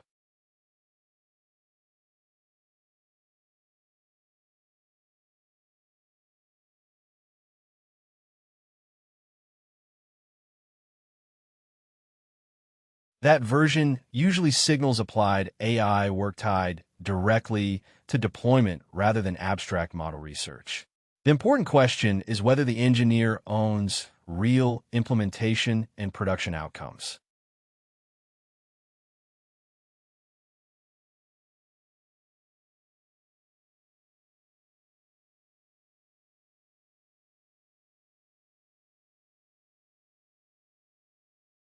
This title can mean closely related work, but it is broader and sometimes less specific about customer embedding. Reading the responsibilities matters more than trusting the label.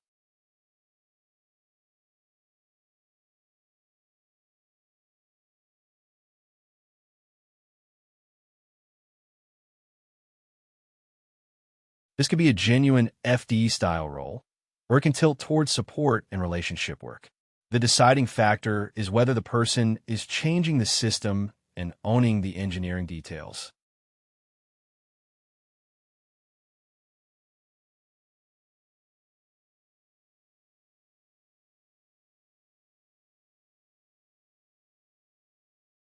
This title often sits near the boundary between pre-sales and implementation.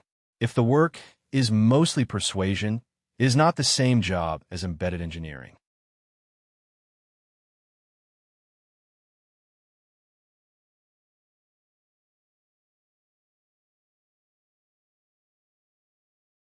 That label usually emphasizes getting software into real environments and making it function there.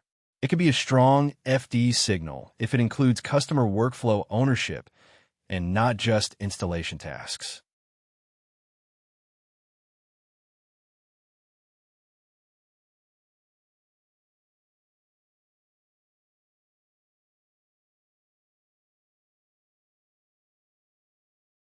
This wording often points to work that happens close to the customer site or operating environment. The key is still whether the engineer is doing substantive technical ownership rather than only field support.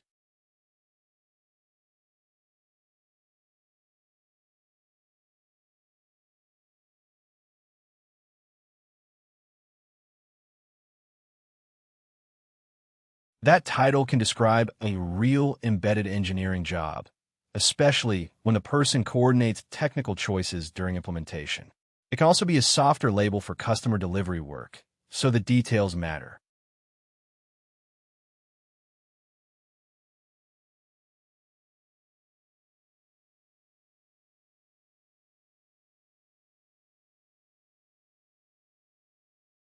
Any claim about growth or hiring volume depends on how the data was grouped and classified. Without a clear method, title counts are only rough estimates, not clean measurements.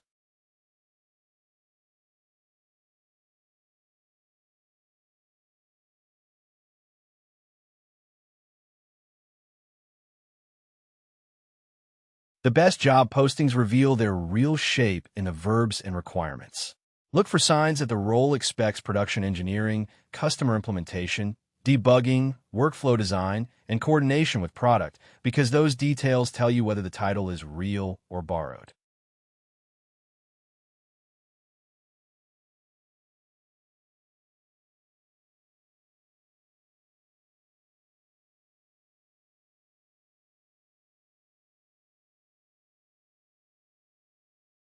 Compensation needs the same careful reading. Equity, bonus, sign-on money, and relocation can make an offer look much larger than the base salary really is, so the package has to be separated into its parts before it is compared.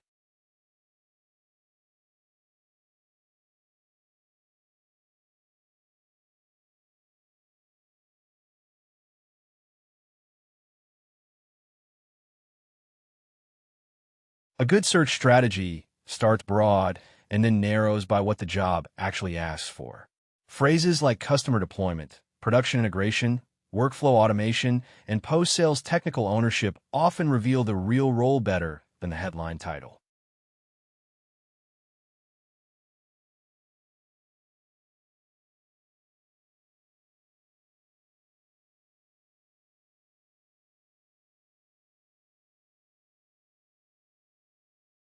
Some postings sound attractive, but still describe a weak fit for this kind of work. The warning signs usually show up when the language is customer-oriented without real engineering ownership or technical consequence.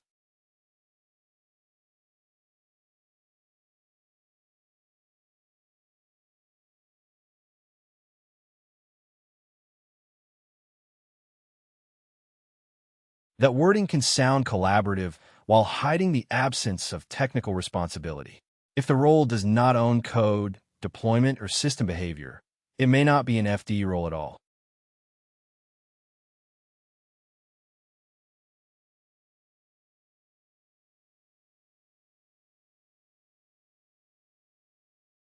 A real embedded engineering role should connect to something observable.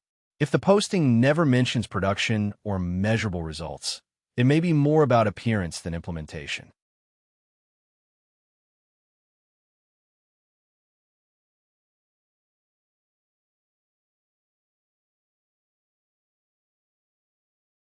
That mismatch usually means the company wants senior technical skill without giving the role matching authority. Strong responsibility should come with clear scope, not just soft influence.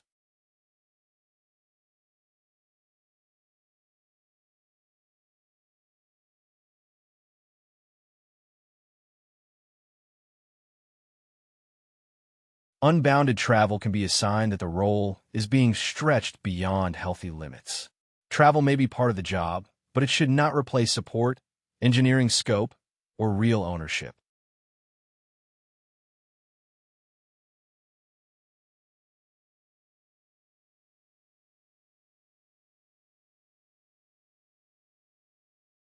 Sometimes the title is just old sales motion with new terminology. If the role is mostly presenting and persuading, while the engineering work sits elsewhere, the label is doing more work than the job.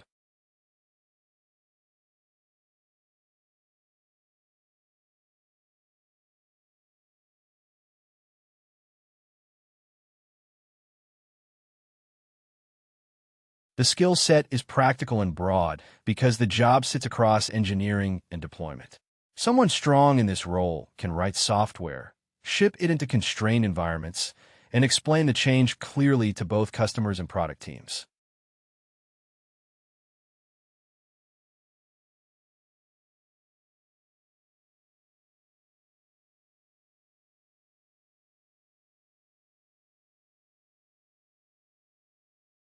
The next examples will ground the framework in real references, a current job description, an older lineage of the role, a corporate investment signal, and a research framing about adoption.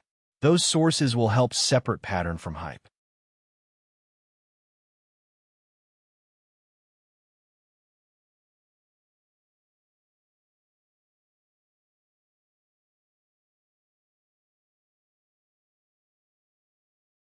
These examples are chosen to triangulate the role from different angles. One shows how the job is framed, one shows the historical ancestry, one shows the market signal, and one shows why implementation and adoption are not the same thing.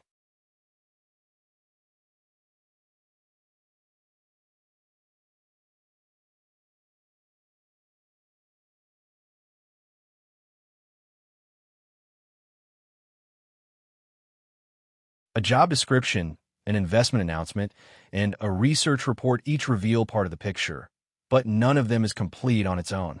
The careful move is to compare them and look for the shared pattern.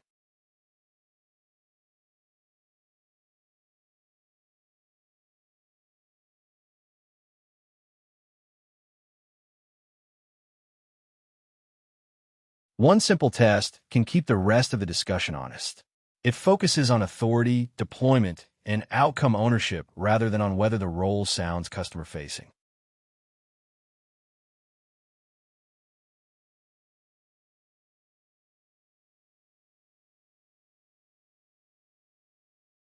The point is to have a working filter, not just a name for the role. When the boundaries get blurry, this rule keeps the definition tied to actual engineering responsibility.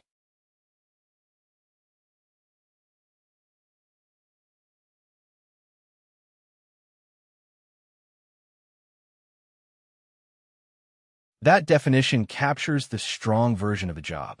It is not enough to sit near the customer.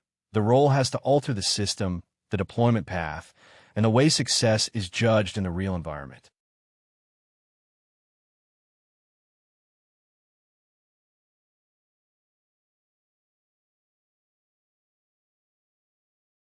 A role can look outward-facing and still leave the important engineering decisions elsewhere.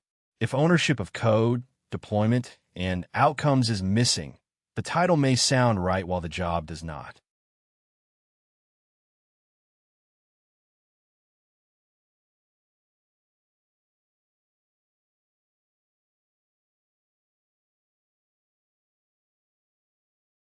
That distinction will keep guiding the rest of the book as the discussion moves into history, practice, organization design, and career paths.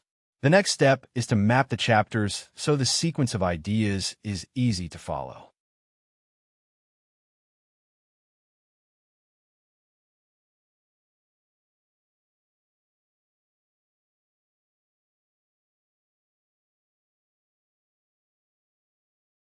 The opening map of the book shows the big questions and the order they are answered. It matters because a clear path makes every later chapter easier to place and remember.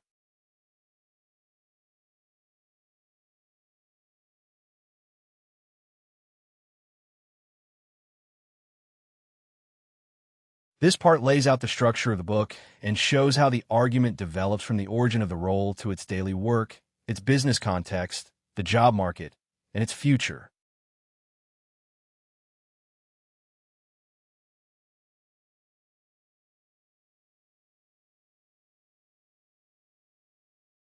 A useful way to think about the book is as a progression through layers.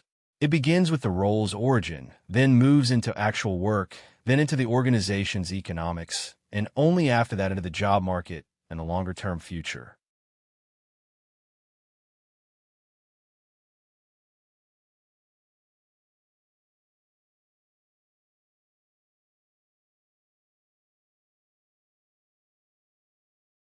These chapters pin down where the role came from and why the title is still so slippery.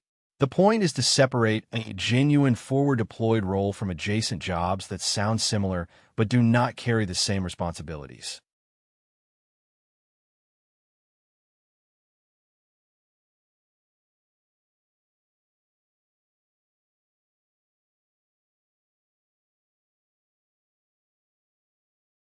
This part turns to the day-to-day mechanics of the work.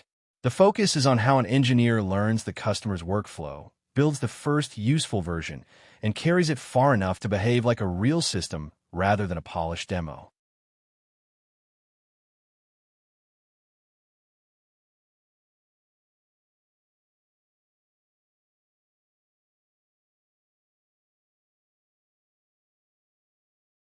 Here the question shifts to why companies invest in this model and how they organize around it. That means trade-offs, reporting lines, and the tension that appears when one role owns outcomes, but sits between product, sales, and engineering.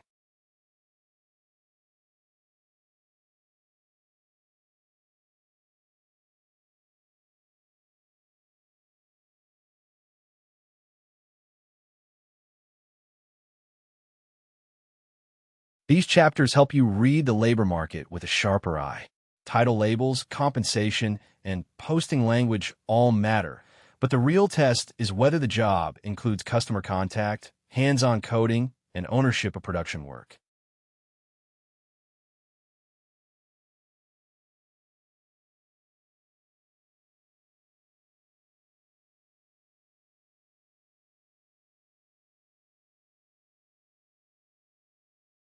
The last part widens the view to different industries and the future of the role.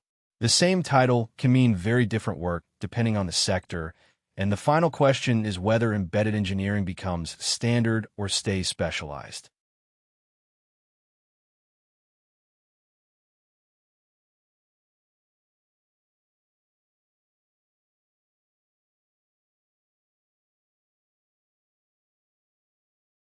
That sequence keeps the reasoning clean. Definition comes before evaluation because people often confuse the title with the work itself, and the work has to be understood before the market, the organization, or the future can be judged clearly.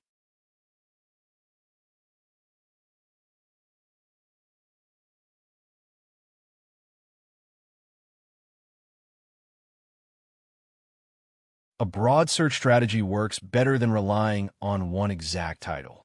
The strongest clues are in the requirements and responsibilities, customer interaction, coding, production ownership, and whether the role is measured by business impact instead of internal task completion.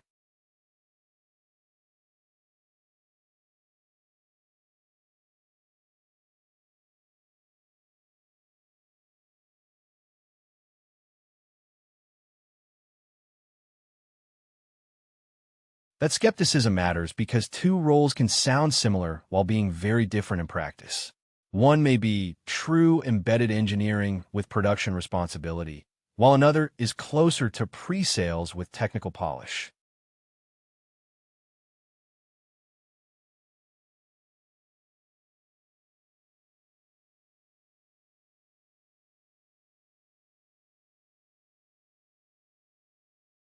This quick map gives you the whole structure in one view.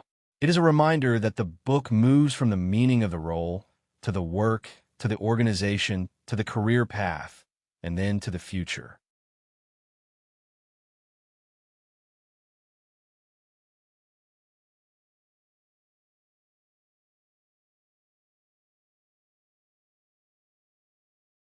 The table compresses the roadmap into a simple reading order. Each part has a different guiding question, and together those questions move from origin to practice to organizational fit to career choices and future relevance.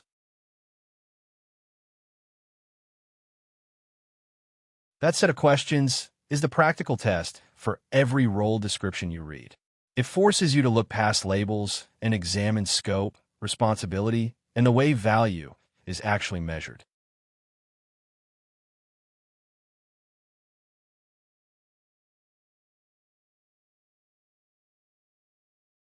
The next chapter starts at the beginning and asks why the role emerged at all, which is the right place to begin before trying to judge how well it works today.